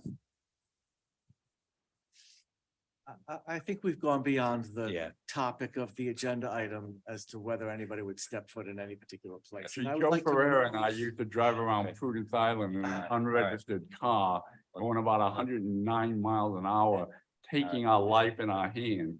So I may have been there more than you have. All right, And let's, I would like to Chief, move. let's stay to the topic agenda here. item. It looks like we have, I don't know that we have need a motion and a vote, but I believe that we have a consensus on having a meeting, and the town administrator has Yeah. direction to organize that. Is that an obscure motion? No, it's not a motion. It's a statement that we're done. Yeah. Statement of Well, fact. let's discuss. If we're gonna do that to the town clerk and the town administrator, we have to figure out a date Date, that right. works for at least 4 people on this council. Sure. I don't So- know that we can do that tonight. Logistically, I would think we could leave that to administrator. Are you available on September 9th or the 16th? I am, as a matter of fact. At Okay, what good. time? 10 o'clock.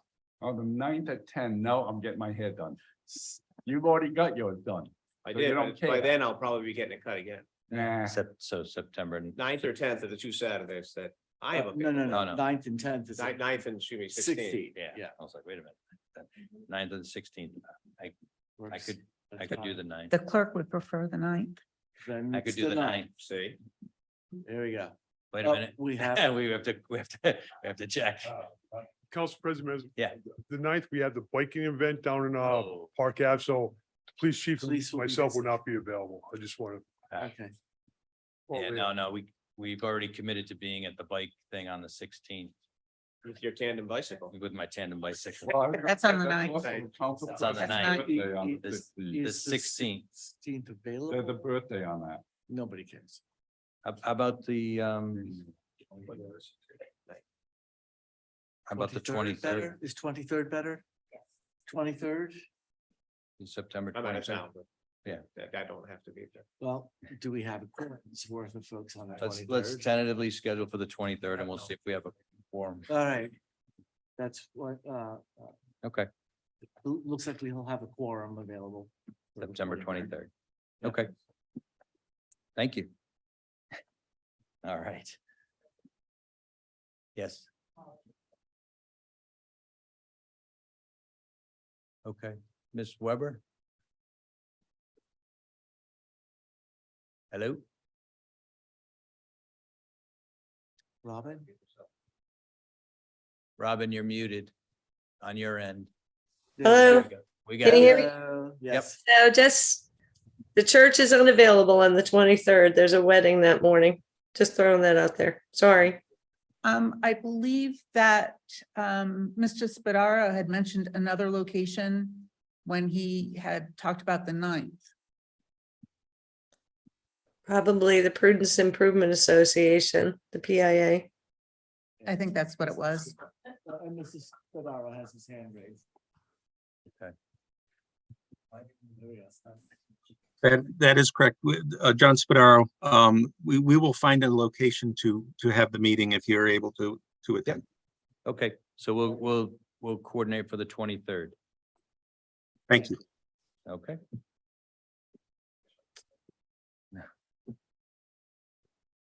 All right, thank you all. So do we need a motion and, or are we good? We're good. Does the All right. scheduling matter? All right, scheduling matter. All right, let's move on. Wonderful. Number 4, it's the last item under new business. It's potential solutions for various problems occurring at the waterfront properties in Portsmouth. Mr. Gleason. Thank you, Mr. President. Couple thoughts on beginning of this. We all have talked about what the problems are, not only at the so-called, people are calling the Narragansett Boulevard Beach, but at other places that people access the shore in Portsmouth for, I'll just call it bad behavior. So my intent in bringing this up and discussing it is not to rehash any of those particular situations, but to try to come up with some solutions on going forward on how do we solve this problem. So first off, I want to thank Mr. Rayner for organizing a meeting. He sent us a memo that X amount of people had met.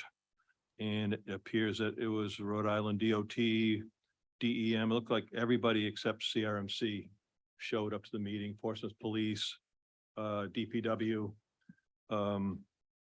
people, members of the Harbor Commission also were there. I may have missed a couple, I apologize. But now that I've mentioned the Harbor Commission, being the liaison to the Harbor Commission, we have had a meeting and a subcommittee has been formed to take the place of Mr. Councilor Levesque's suggestion of going with Parks and Recreation. Now we're in Harbor Commission. So that group needs some direction as well as to what they can do and what we want them to do. So if you'll bear with me here.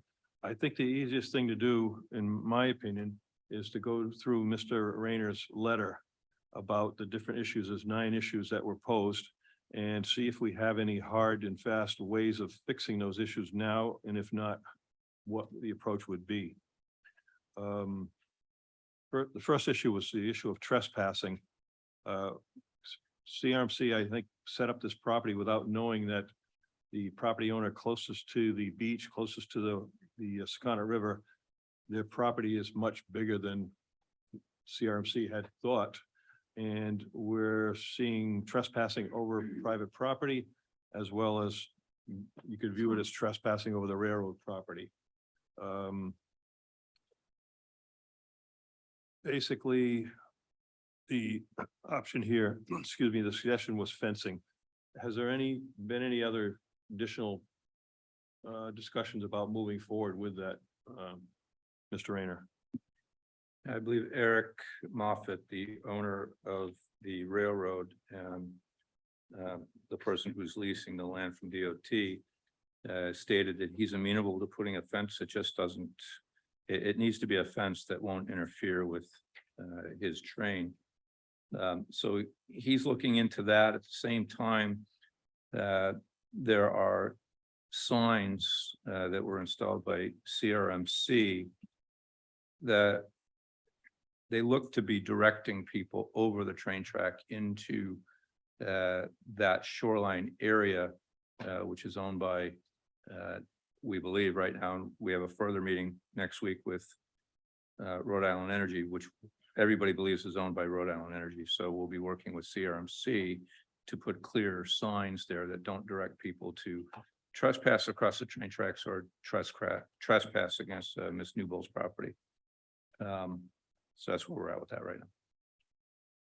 So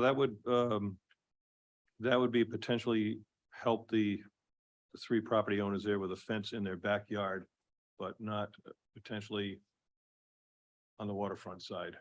That would be, you would expect them to put up their own fence kind of thing because it's private property. Are you talking about the When they walk, residents or are you talking? yeah, the about- residents.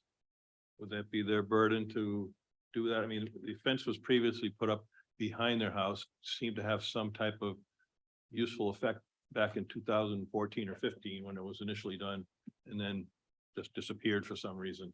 Yeah, that was, it was the railroad owner that removed the fence because he claimed that it was interfering with the operation of his train.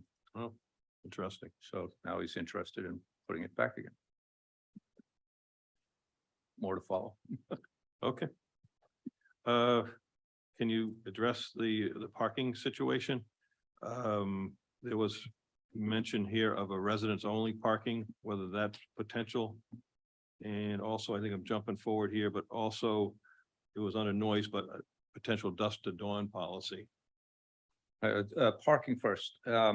Yes, Chief can speak more articulately about it, but he's done the legwork now to determine that there is interest in resident-only parking.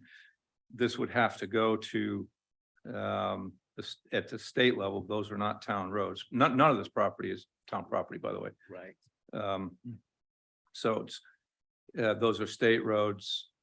There has to be resident support for it, and then we would have to implement a mechanism where we'd be able to enforce it, how we would identify who the residents are and so forth. However, there are tangent to this. So there is support for that. Chief and I are talking about how we should proceed. We discussed this morning that perhaps this should come to the council before we go to the state so that the state sees that there is council approval for this. Keep in mind that there are, I believe, 12 parking spots under the bridge that need to be better delineated. Those are mandated. The Rhode Island Bridge and Turnpike Authority doesn't own that property. They had to get an assent to be able to build that abutment from CRMC. CRMC has mandated that there has to be those parking spaces. So we can help any state agency that is willing to work with us on this, and it clearly DEM, Mr. CRMC. Administrator, could I ask a question? Yeah. CRMC has the requirement that there be a parking place. Is that perhaps to allow people to walk along the shore Yes, where that's the exactly access right. might So be? there, Okay, I'm just curious. Want to Yeah. make sure. so those parking spaces are there, obviously, so that people wishing to visit the area could be able to transit the CRMC identified pathway that gets you to the shoreline. That was always intended, the shoreline on the south side of the abutment.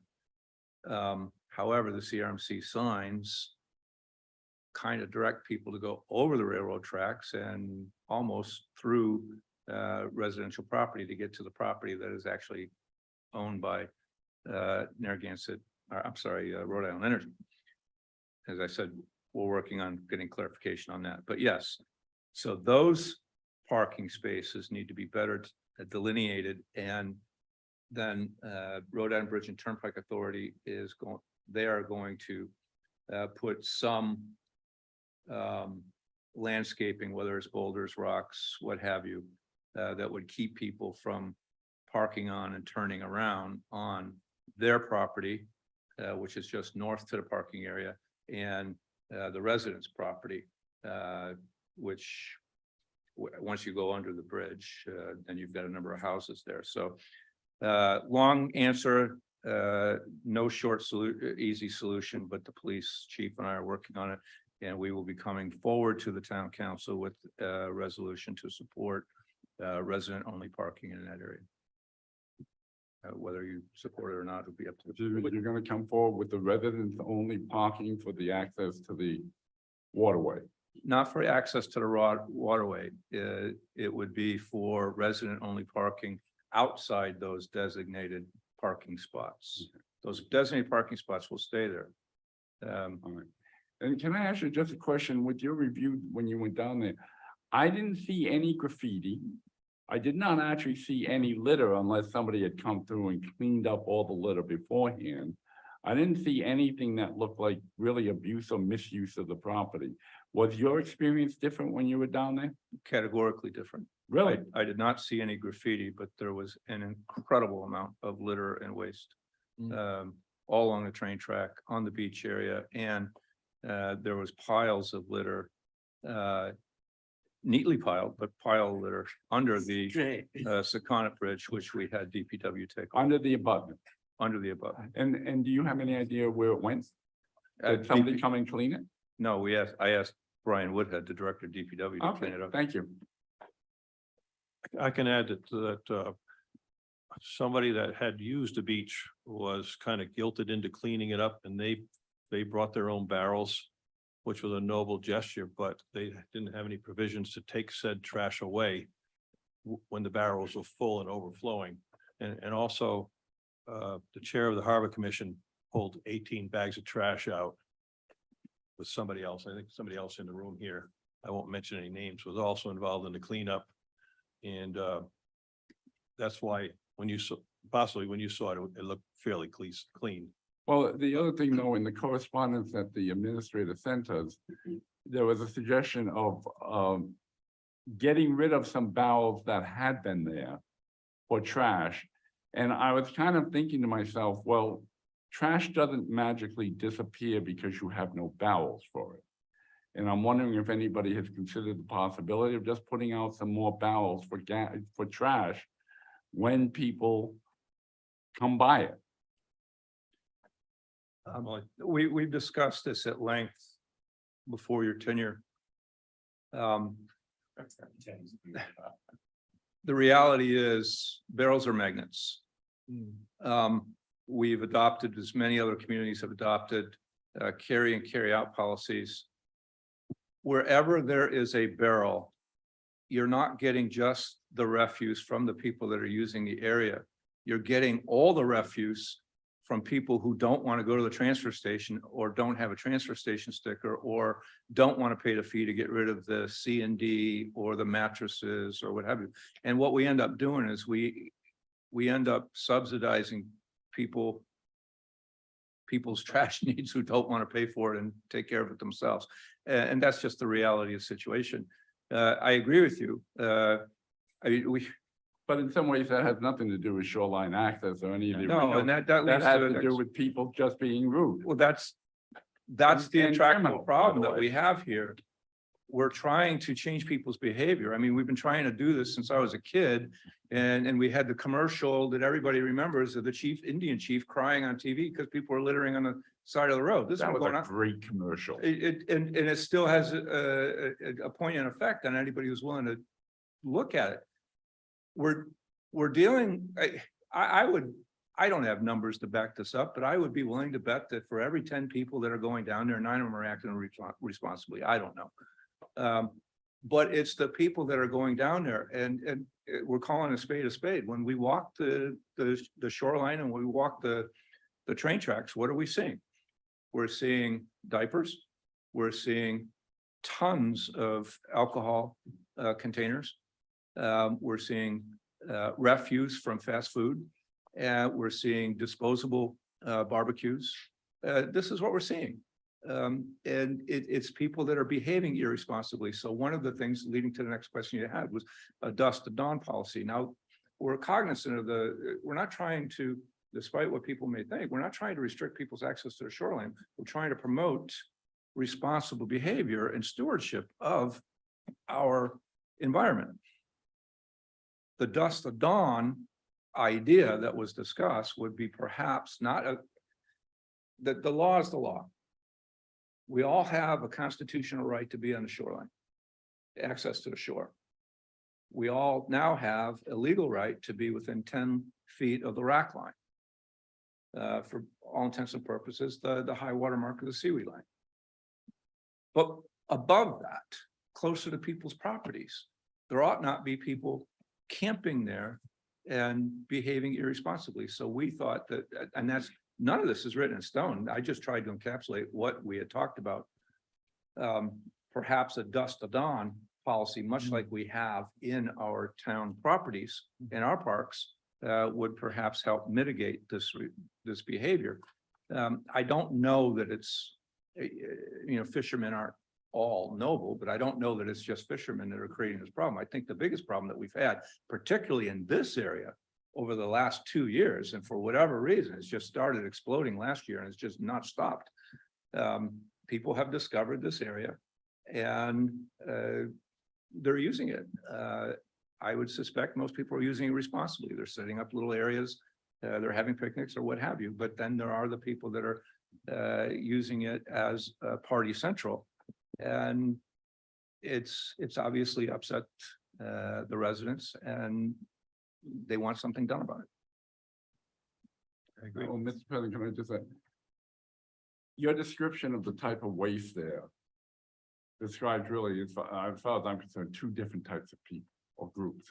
One is the alcohol and the fast food and everything usually would mean to me kids, teenagers, and a dawn to dusk might really impact them. If you try to do something whereas the other ones, I mean, a diaper, that's not a teenager. All right, well, could be some of them, but anyway, that seems to me to be a family. Now, the issue of being on somebody's lawn, well, that's against the law right now. You can call and right now, I think by virtue of the new legislation, the police would come down and say definitively, you're on somebody else's land, you have to move. Where back in the day, it might not have been available. Okay, but I think that a dusk to dawn might impact the younger people who are using it for a party, and that makes some sense to me. But during the daytime, it doesn't seem to me to be really that necessary an item for which would prevent people from actually using the shore. I got it.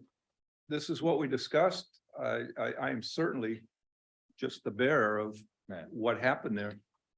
But I also get all the complaints and the emails and the phone calls from the people that live there. And they do tell quite a different story, with all due respect. I think a lot of these issues are kind of still work in progress. It's only been a couple of weeks here and it takes time to get things organized. I mean, to Mr. Gleason's point, I think if there's certain things on this list that we know we can take action on, right? That's what we're looking for is what are we able to do? And I know we're probably getting down to number 4 or 5. So let's just, I guess, try to continue to see Sure. where we're making progress and the stuff that's still in the works. We've got groups like the Harbor Commission and the subcommittee that'll be engaged with some direction to try to tackle these problems. Yeah, just finish up on the topic of the trash barrels. I don't envision anything in the town changing. We're not the only ones. Second Beach, it's carry in, carry out, and everybody is going to carry in, carry out, but some people just refuse that to do so. And they might be the nicest people in the world, Council Levesque, but my experience of living there 40 years is, for whatever reason, I think half the battle with the alcoholic containers is once you've drank them and you bring them back to your car to drive home, you really don't want them in your back seat. And I'm just guessing that might be the case, but a lot of that's just one item that gets left behind. But any barrels that we as a town would put down would be abused, and there has been attempts down there. People have made signs in Portuguese, Spanish, English, and I think Vietnamese to try and tell people this is carry in, carry out, but we haven't found that solution yet. We do have Fine in English. we do have there is an ordinance regarding littering. And there is mention here that we would like to organize regular cleanup events. I think most of those people that have been involved are just frustrated and don't want to come back. I used to participate. I will not participate anymore, just because I've been through all that, and it's just gotten worse over the years. I'm sorry to say. So I don't know how we tighten that up, but obviously you've mentioned it, and it is something we need to look at. Just my own thoughts on the dusk to dawn policy, and I'm on the Harbor Commission. I have always promoted access to right of ways, and I don't see any reason to change that. But maybe the dawn and dusk has to do with the parking.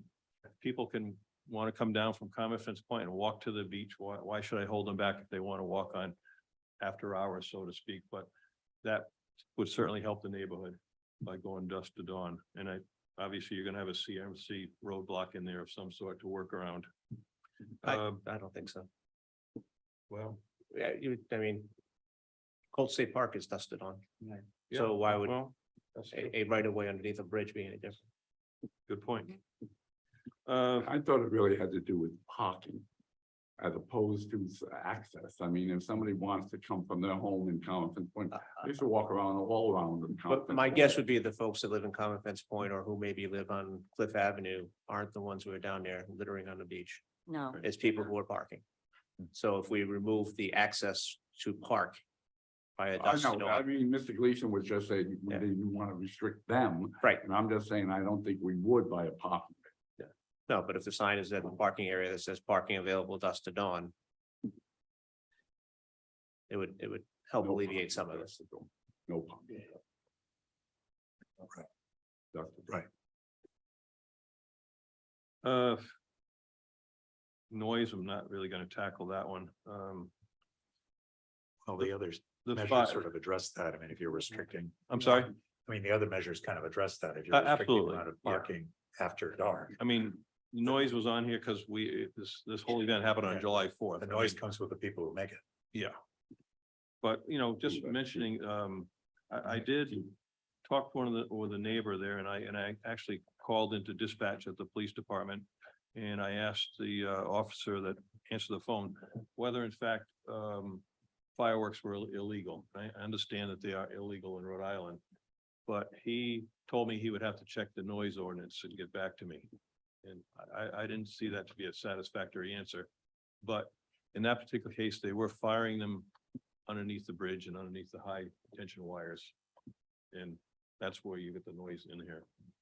The fire issues, you've already pointed out that you've seen the gas bottles and the disposable barbecues. In the past, people have left with fires going. You've mentioned collaborating with appropriate agencies and legislators. If I could just ask where you think you might be going with that. as opposed to our own fire department. Yeah, if there's going to be any, whether we're talking about parking or dusk to dawn policy, fire, none of this is town property, so we're going to have to collaborate with the National Grid, Rhode Island Energy, CRMC, DOT.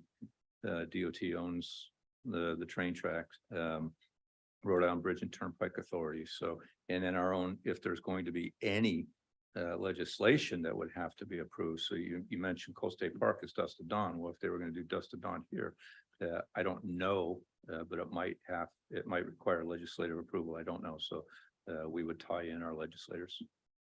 Okay, so as it stands, there's nothing that any agencies in Portsmouth can do regarding fires on other people's property, legal wise. No, that's not what I'm saying. Here, we were talking about the possibility of an ordinance that regulates fires and disposable barbecues. So for instance, if we were going to say no disposable barbecues, well, it's almost kind of like a plastic bag ordinance. That's an ordinance that would have to be passed. With regard to unauthorized fires, of course, our police and our fire chief and our fire marshal always have authority to step in where that's taking place. A lot of this, unfortunately, the reality is there's a lot of Monday morning quarterbacking going on. Most of the reports that I get are on Monday morning. I can't arrest somebody Monday morning. Not that I could arrest anybody anyways. Sorry. But it's hard Excuse me, to. while you're do that. speaking No. about that, oh, I'm not allowed to? You're not allowed to speak yet. Okay. You know, I just don't so, wanna- and we've addressed this in a number of forums. There needs to be better policing and more policing, but we're limited as to the size of our staff. And we have two major roads that run through town. You heard at one point, we're getting a DUI sometimes, depending on the season, every day, average every other day. We had a report, there was a police officer called down to an incident underneath the Secana Bridge. But you have to weigh the priorities, and this police officer was called away. Not because this police officer didn't care what was going on Secana Bridge, but because there was something else that was going on at the precedence and had to leave. It's a long way of me saying that there's no easy answer here, and it's going to take time. I know that people have been looking at this for years, but the reality is behavior has gotten worse over the years. I wish I had a magic bullet, but I don't. It's going to take the cooperation between us, our internal organizations, the residents, and outside agencies to work together to try to tackle this. Thank you. I think the biggest thing that I hear people ask, and it's boggles my mind, is who do you call? I mean, you've just mentioned you can call Portsmouth Police Department, who may or may not be able to assist you in some way. And some officers will, and I'm talking in general, because I'm not talking specific to this area, although it has happened, will come down and actually exit their vehicle and walk on a beach, where others will turn on their sirens or lights or whatever and leave. And that may be the case where they're going to another incident. I don't know what it may be. But people have said, call the state police. And I have heard people that have called the state police and they say, you have your own police department. They're supposed to take care of the issue. So you got people that are continuously doing this and not telling you anything new. But people get frustrated on where do you go? Reading through some of these other items here, we talk about alcohol consumption. We have ordinances on the book having to do with drinking on areas not being your own private yard, so to speak, open containers, etc. We have littering ordinances, but we don't seem to enforce them. And is it just because we don't have the manpower, or is we don't believe the ordinances are strong enough? Something I don't quite understand. And I liken it to, well, we don't own East Main Road, we don't own West Main Road, but we ticket people there. We ticket people on Route 24. Those all state properties. Why aren't we going further on state properties with our own staff? Is it due to lack of ordinances? Enforcement? I don't think it's that at all. I think if you're going to find somebody for littering, you've got to observe it. And it goes back to the personnel and manning. And Chief can speak to this more clearly, but I don't think it's certainly not a desire not to enforce difficult to police ordinances. It comes down to manpower, it comes down to timing, and it comes down to observance. If we don't know about it, or if a police officer doesn't see it, we can't do anything about it. There have been police officers down on the beach, they see there's litter right there. All right, and there's people standing over here, but they don't see it. So all you can do then is just, all right, we'll let DPW know, and hopefully we can get somebody down there to clean it up tomorrow.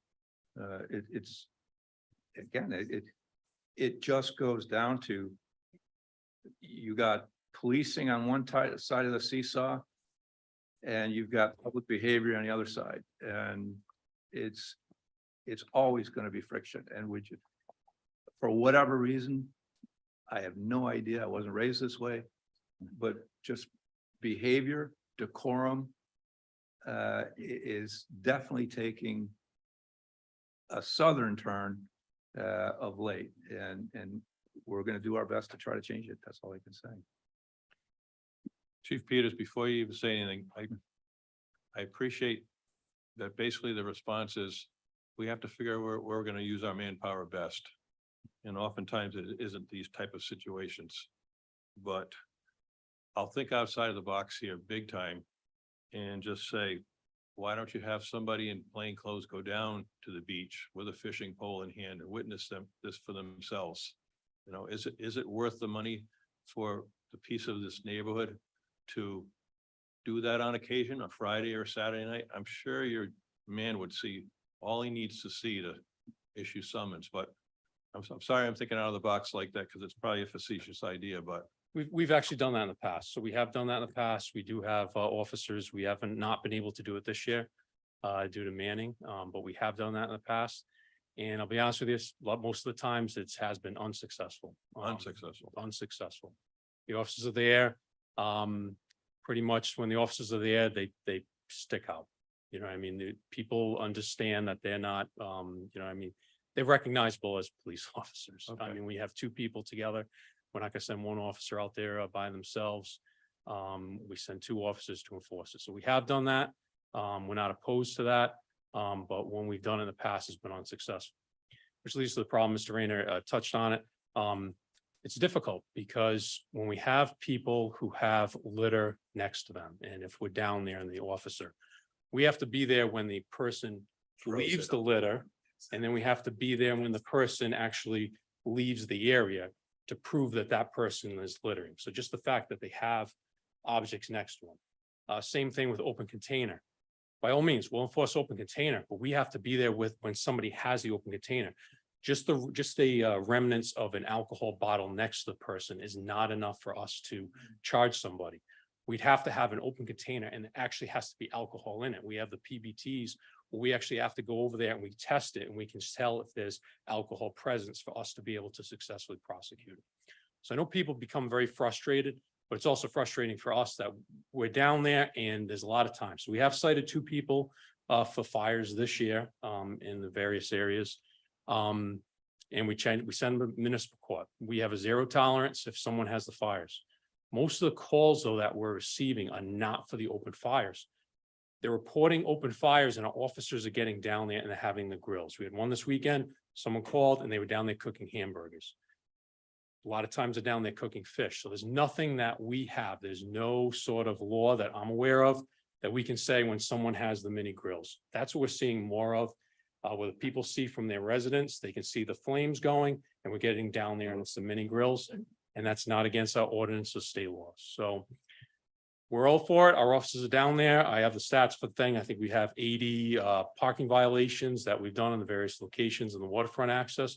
The officers are there, the officers are willing. It's just very difficult for us to enforce it.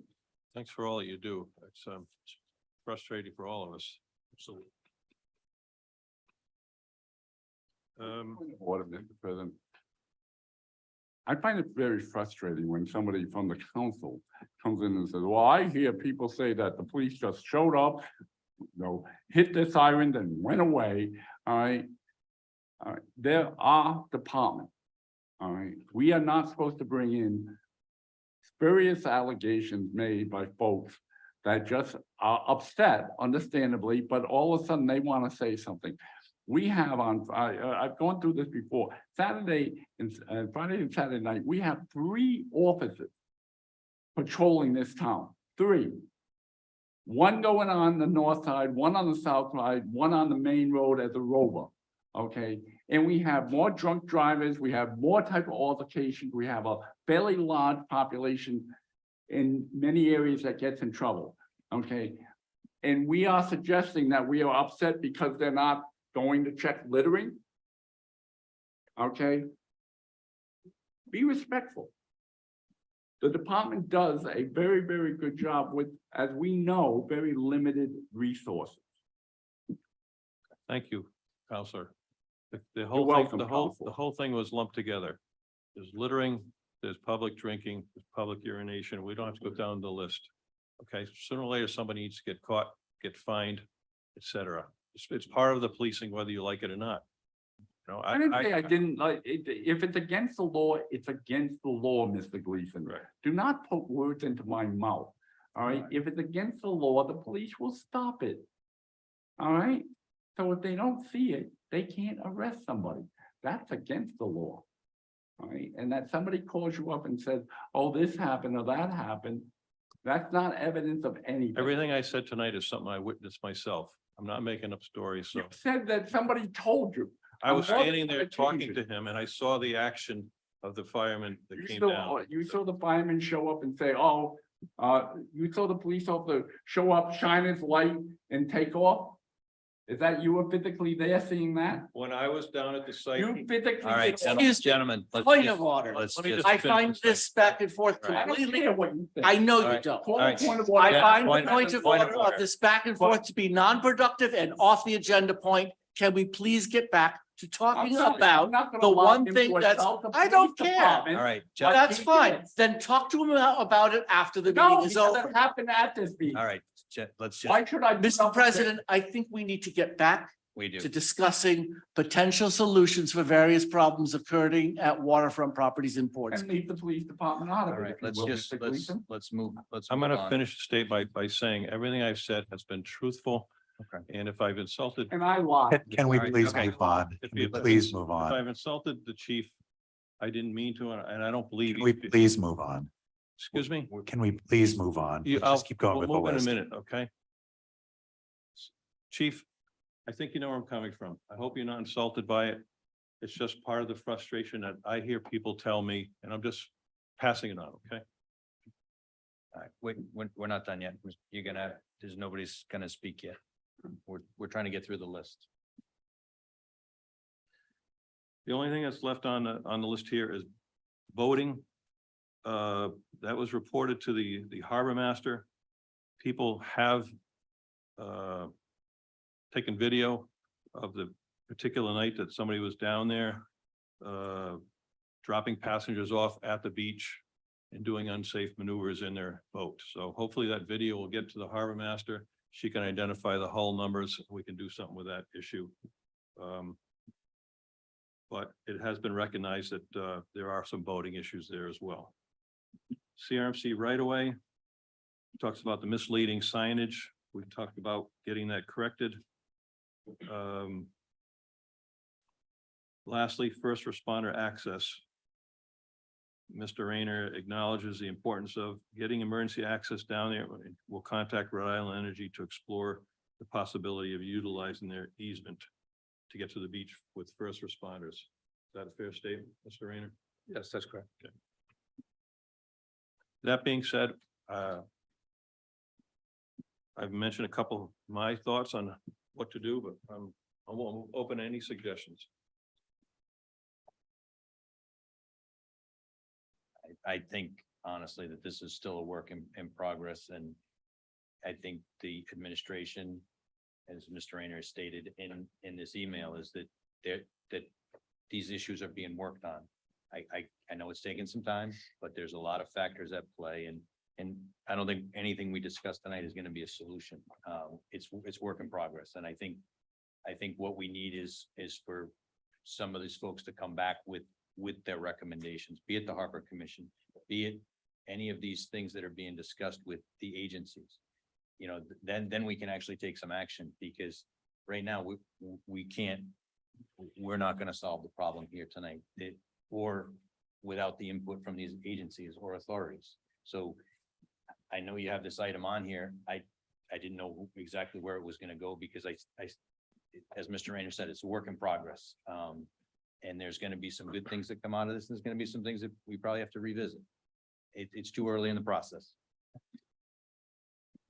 Okay, I think, Mr. President, one thing that could come out of this is we could identify which ordinances have been pointed out here that need some tightening up, for lack of better words. That would help the police department in their work in the future. But we don't have any of those ordinances in front of us, and we're not going to go through the ordinances. That's not what we're going to do as counselors. We're going to turn that over and see what the Harbor Commission or somebody else comes back to us with recommendations on the ordinance. Mr. Hamilton. I would just ask for one, as we're reaching out to the different authorities. DOT already has a camera network on the bridge. Is there a potential we can request that they do one for underneath the bridge that points down into that general area? That might make our lives a little bit easier in terms of either A, prosecution, or B, enforcement in general. Yeah, we could certainly revisit this issue. The problem is, the follow through. We'll be as vigilant as we possibly can, but we have had meetings with them for a number of years. There were promises that cameras were going to be put in place. We'll do the best we can. The answer is yes, it's possible. Getting the agencies to follow through is difficult. Well, let's go back to one of Mr. Gleason's point here of how do we use our state legislators, excuse me. Classic Rhode Island, you can ask, I could ask, council could ask, but as it goes up the food chain, if it's a state legislator or the rep or a senator, they get more action from DOT for some silly reason.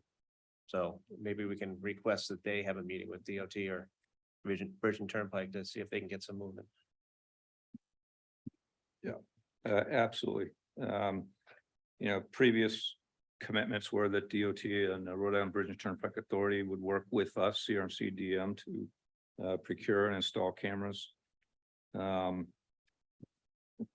fencing, DOT will work with Eric Moffett to put the fencing back abutting the railroad track. Rhode Island Bridge and Turnpike Authority will install no parking signage in the areas that are already not designated for parking. We have increased our vigilance. You've heard the chief say, refer to the number of tickets that we've already issued. And then we will continue to work with CRMC, DEM, DOT to address the litter. And any organization is willing to help and has ideas. We're all committed to trying to address this. Thank you, Mr. Rayner. Okay. Hi. Hi, Carol Mello, 158 Massasoit Avenue, Portsmouth. I think Dave Gleason has addressed a lot of my concerns. Just going through this list about who are the appropriate agencies and legislators, because it's really hard knowing who to call. And I am on the Portsmouth Harbor Commission. We have formed a subcommittee. There's about 6 of us with 2 residents also who wanted to be on the subcommittee. The biggest problem we're having right now is when things do happen and we call the police or the state police or the DEM, is that everybody does want to just pass it along. The people who have been the most helpful are the Portsmouth Police. But what I did notice one time when I called, there was a fire. They had a fire down there. And when I went down there, I saw the officer down there, and this is my eyewitness account. I saw the officer down there and I spoke to him and I asked him if he gave a ticket to the person who violated, the ordinance. And he said no. And I asked why. And he said that they were cooking something. I'm not sure, having a bonfire and putting a hot dog on top of it qualifies for not having a fire down there. This was not a grill. It was, I guess they had some sort of steel pan, and then they go into the woods and I've witnessed this myself. They grab wood from the area and they put it all in there and they make a fire. He said he used his own discretion in not giving a violation. And I just said to him, I realize that you do have your own discretion, but if we don't start punishing these people for the things that they're doing wrong somehow and making them feel that it's wrong, then they're just going to continue to do it over and over and over again. And I left it at that. But we do need to start finding these people for these fires, and they are doing it. They are camping there. They're staying. We can see they put lights on inside the tents, and we can see what they're doing. Some of it you don't want to see. Some people with teenage kids don't want to see the things that are going on there. So that's a problem. And we did find the video. I did give it to Allison, the harbor master, and there was one registration number that we got. So she's going to run it through the Rhode Island DEM and see if she can, give them a ticket for the violation. So I guess the biggest problem that I'm seeing is who do we call? Well, I think we've already said at the Yep. same time. Mhm. Our police have a certain amount of authority. When they respond, they respond. But we do not have any control over when you call the state police or when you call DEM. Right. These same issues occur on Prudence Island. They occur in other areas of the state. Right. So, I mean, we're saying we call them too, and we don't get the response. You're calling them, you don't get the response. I mean, maybe talk to your state legislators and Right. see, because what it is they don't have the manpower. So DEM, they have a handful of officers that are probably patrolling the entire state. The state police, similar. I can't speak to what they do. Right. So Our chief will tell you. I think we just heard, we have 3 officers on duty. There's only so many places they can be at once. okay, so I understand that, but can we hire more police officers? Is that a problem?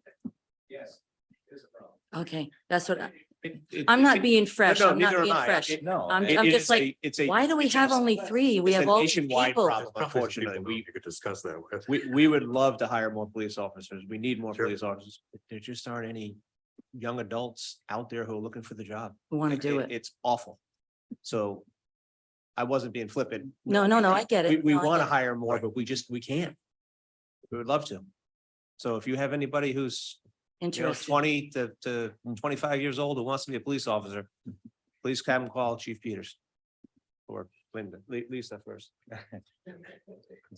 So it's a work in progress. Yeah, it sounds like it sounds like we can get this no parking dusk to dawn implemented. That will take care of a huge part of the problem, because then there won't be tents and people with lights and fires. But there still could be. There still could be, because again, if They're they coming can in by walk, boat. If they can walk, coming in they by can walk, boat. they can get there. Okay. And so. Yeah. And again, this is daytime and they are families. They're not teenagers. Right. So They are families doing this. we're not going to solve it So, yeah. tonight, Right. but we do have things in place. We do have, like you said, you're on the Harbor Commission. So Yes, you're actively working on things. yes. Mr. Rayner is actively working on things. We are trying, but you do realize, and you're saying it, there are some limitations when you call for help by some of these other agencies and they don't respond. it happens. It's And- frustrating. Yeah. And so we do have some control and our police force is doing what they can. And, you know, I mean, maybe somebody's gonna say it's not enough, but they are doing what they can when they have the ability to get there. So about these new ordinances that we can enforce. What's the procedure for having that happen? What ordinance? We don't have the ordinance yet. But we'd have to go through an ordinance and figure out what that's. Right, gonna and do. that's what I'm saying. What is the process for getting an ordinance to you? In other words, so how do I? Because there are some things that need to change, I guess, with the alcohol and the camping. I don't have the process for establishing. Okay, that's what I was But wondering. you know what? We can work through that with the Harbor Commission. We town have clerk. referred it to the Harbor Commission with the idea that they might come back to us with some ideas for different changes in procedures, laws, or whatever. And that's the group you indicated you're going to be participating with. So as soon as you do that, I am, but they don't know what the answer is either. That's, So that's we the can, problem. Okay. but we're not gonna solve it tonight. So that might be something that we reach out to the solicitor and say, what's the process?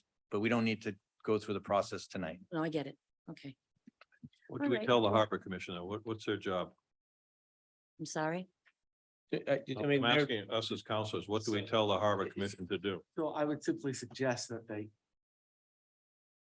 pose any ideas you have, not try to write an ordinance, but if your idea could be realized by amending or crafting, then others could do that. And some of your ideas may be great, some of them might be not doable because of, I don't know, reasons, constitution, who knows? But to just get a body of ideas. In that writing? Can be. Yeah, I thought, Yeah, so they could be discussed. I and- thought at our last meeting, we referred the Yes. items that were just being discussed. We referred those items, all the items that we've been going through tonight. We referred that to the Harbor Commission. You did. So But the thing is, as we were going through it, we realized and looking online and doing the research, finding ordinances online, trying to find out what our ordinances are and who's gonna, So maybe the Harbor Commission needs to put some stuff in writing and submit it so that we can then take action on it instead of talking about it in circles tonight, because that's really what we're Right, doing. We're okay. talking about it in circles. okay, that's fine. You don't, That's you don't fine. have to find a specific ordinance. You could That's just right, say, we would right. like to enhance no alcohol on the beach. Alcohol's illegal on a beach no matter what. So you really don't have to enhance it, but as the chief explained, it's very difficult to enforce. So he has to see somebody with a bottle in their hand and then test it to make sure it's alcohol. Hmm. and So- right, to my point, the Harbor Commission, any commission, is supposed to notice a hearing. And even your subcommittee, and then have people show up. People may show up with ideas, you may already have some ideas, but basically you're supposed to explore those ideas together. And we're not looking for an ordinance, we're looking for a concern that you think can be addressed. And then you bring that back to us, and then we'll explore whether or not we can refer it to the solicitor for an ordinance, or whether we feel that we cannot do that. Okay.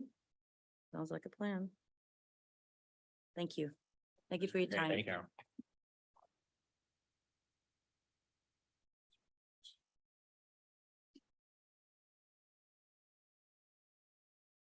Hi, Peter Roberts, 80 Armard Avenue.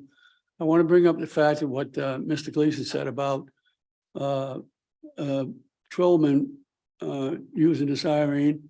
I've seen that many times happen. And one time was down at the railroad bridge. I was up there fishing and there were kids, I'd say about 15, 16, throwing rocks up at the bridge. Then all of a sudden, I heard behind me, an officer came up and did that. They ran and went over the railroad tracks. They took off. And a lot of times that used to happen when I worked on the railroad doing the electrification. You get near New Haven and along the railroad track is where the gangs hang out, okay? And we couldn't park our cars in here, there were our trucks, because they would go and steal stuff. And occasionally, if we saw a little bit of a problem, we would call the police. And then all of a sudden you would hear that sound and they were gone. So it works. It works, yeah. Okay. And that's the reason they do it. They know I don't have enough to get you, but I'm gonna let you know I'm watching you. And that would make a big difference. You know, I mean, it really works. I've seen it work. It really works. No, bring a tear to my eye, because I remember being down at Sandy Point and the cops would come down and run the siren and we'd be down the beach. You remember that, Mr. Hamilton? You were at the beach once or twice, weren't you? Yep. So let's let Mr. Roberts finish. Okay, well, Because we're gonna be but here they a would long let time. you stay the farthest near the, where the police would come down.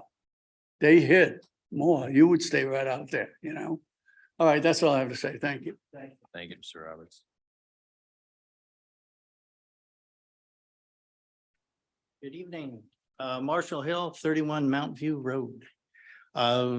First, I was coming here to congratulate you guys, how you did Macquarie and Sandy Point beaches. Macquarie's residents only. You've got Annette and Williams, residents only parking. Perfect. You guys did really good on those. So I'm kind of confused why you said turning road into residents only is difficult. And then we also go to, can I talk or what? Are we gonna stop or? Okay, so when you said that it's difficult, we have to go to the state. You've done it with three roads. So Gordney, No, those are town roads. okay. Railroad Avenue, that's a Okay, state road. well, I'm on Mountain View Road. That's not the road we were talking about. I know it, no, but I'm saying, we've discussed this before. We'd like that to be residents only also, or no parking on that road because of the turnaround. But I think how you guys did it was perfect. What you've done, you've charging or non-residents $15 or $20 to go to Sandy Point on the weekend and weekdays. So what you're basically doing is, and oh yeah, Macquarie's residents only parking or residents only parking on the beach. So you forced everybody from those who would normally go down there to go up to places like Narragansett, Mount View Road that are free parking. They can park anywhere they want. And you're basically funneling them up there. And they're done, and also Macquarie and Sandy's is dusk to dawn, like you stated. It's brilliant. I think it's the reason you did it, and I'm sure, I don't know if all of you did it, but it's because there was a problem drinking late night, everything like that. So I totally agree with the dusk to dawn. And it's not kids who are doing dusk to dawn, it's adults. Or can I just explain, the Sandy Point was done by the council back in 1986. It was because the people who moved in there above the thing decided they didn't want kids there at night. So they don't have a dusk to dawn, they block the parking. They do not allow anybody to park. As exactly what's happening down the end of Macquarie Lane, I do not know, but I will tell you, having residents only, which by and large I don't like, but having residents only moves the problem further out. Yep, Okay, right. when you have, Mount for View instance, Road. at the high school, only certain people can park. All you're doing is moving the problem out into a newer neighborhood. Mhm. And I mean, I don't know that I consider that a solution, Mhm. but it is what happens. Okay. Well, it's the dusk to dawn is extremely smart because they're out there fishing, they're drinking the whole time they're fishing. I can see it. I don't know how many people live as close as we do to the water, but we can sit there and see the rock. I can tell you if they're drinking Madero, Corona, whatever, I can see that on a heartbeat. And we face it right there. I can tell you who's littering, who's not. And Chief Peters is welcome to have his guys stand there and watch them drink. Then he can go out and grab them in a heartbeat. So I think what you've done in the other spots for residents only is perfect. You need to start looking for other spots doing it also. Like they're stated on Narragansett and under the bridge and Mount View. And I'm sure there's a lot more than those places either. There might be some recommendations coming. Okay. All right, thank you. Thank you. Okay. Correspondence? So, yeah, I mean, I don't think we need to take any action on this. I think it's a work in progress. So, yeah, let's move on to correspondence. Mr. Chairman, can I ask, I'm gonna make a motion, obviously, to receive and place them all on file. But I have had a discussion with the author of number 7, who has requested that matter be put on to the next council agenda. So I'm asking that number 7 be removed from the correspondence file and put on the next council agenda, and the remaining correspondence be received and placed on file. Second. All those in favor? Aye. Opposed? Motion passes 6-0, so that'll be on the August 28th. Okay. After that, hold on, just future meetings, August 28th, September 11th. We said September 23rd. We did. And September 25th. All those in favor? Aye. Opposed? Motion passes 6-0. Thank you all.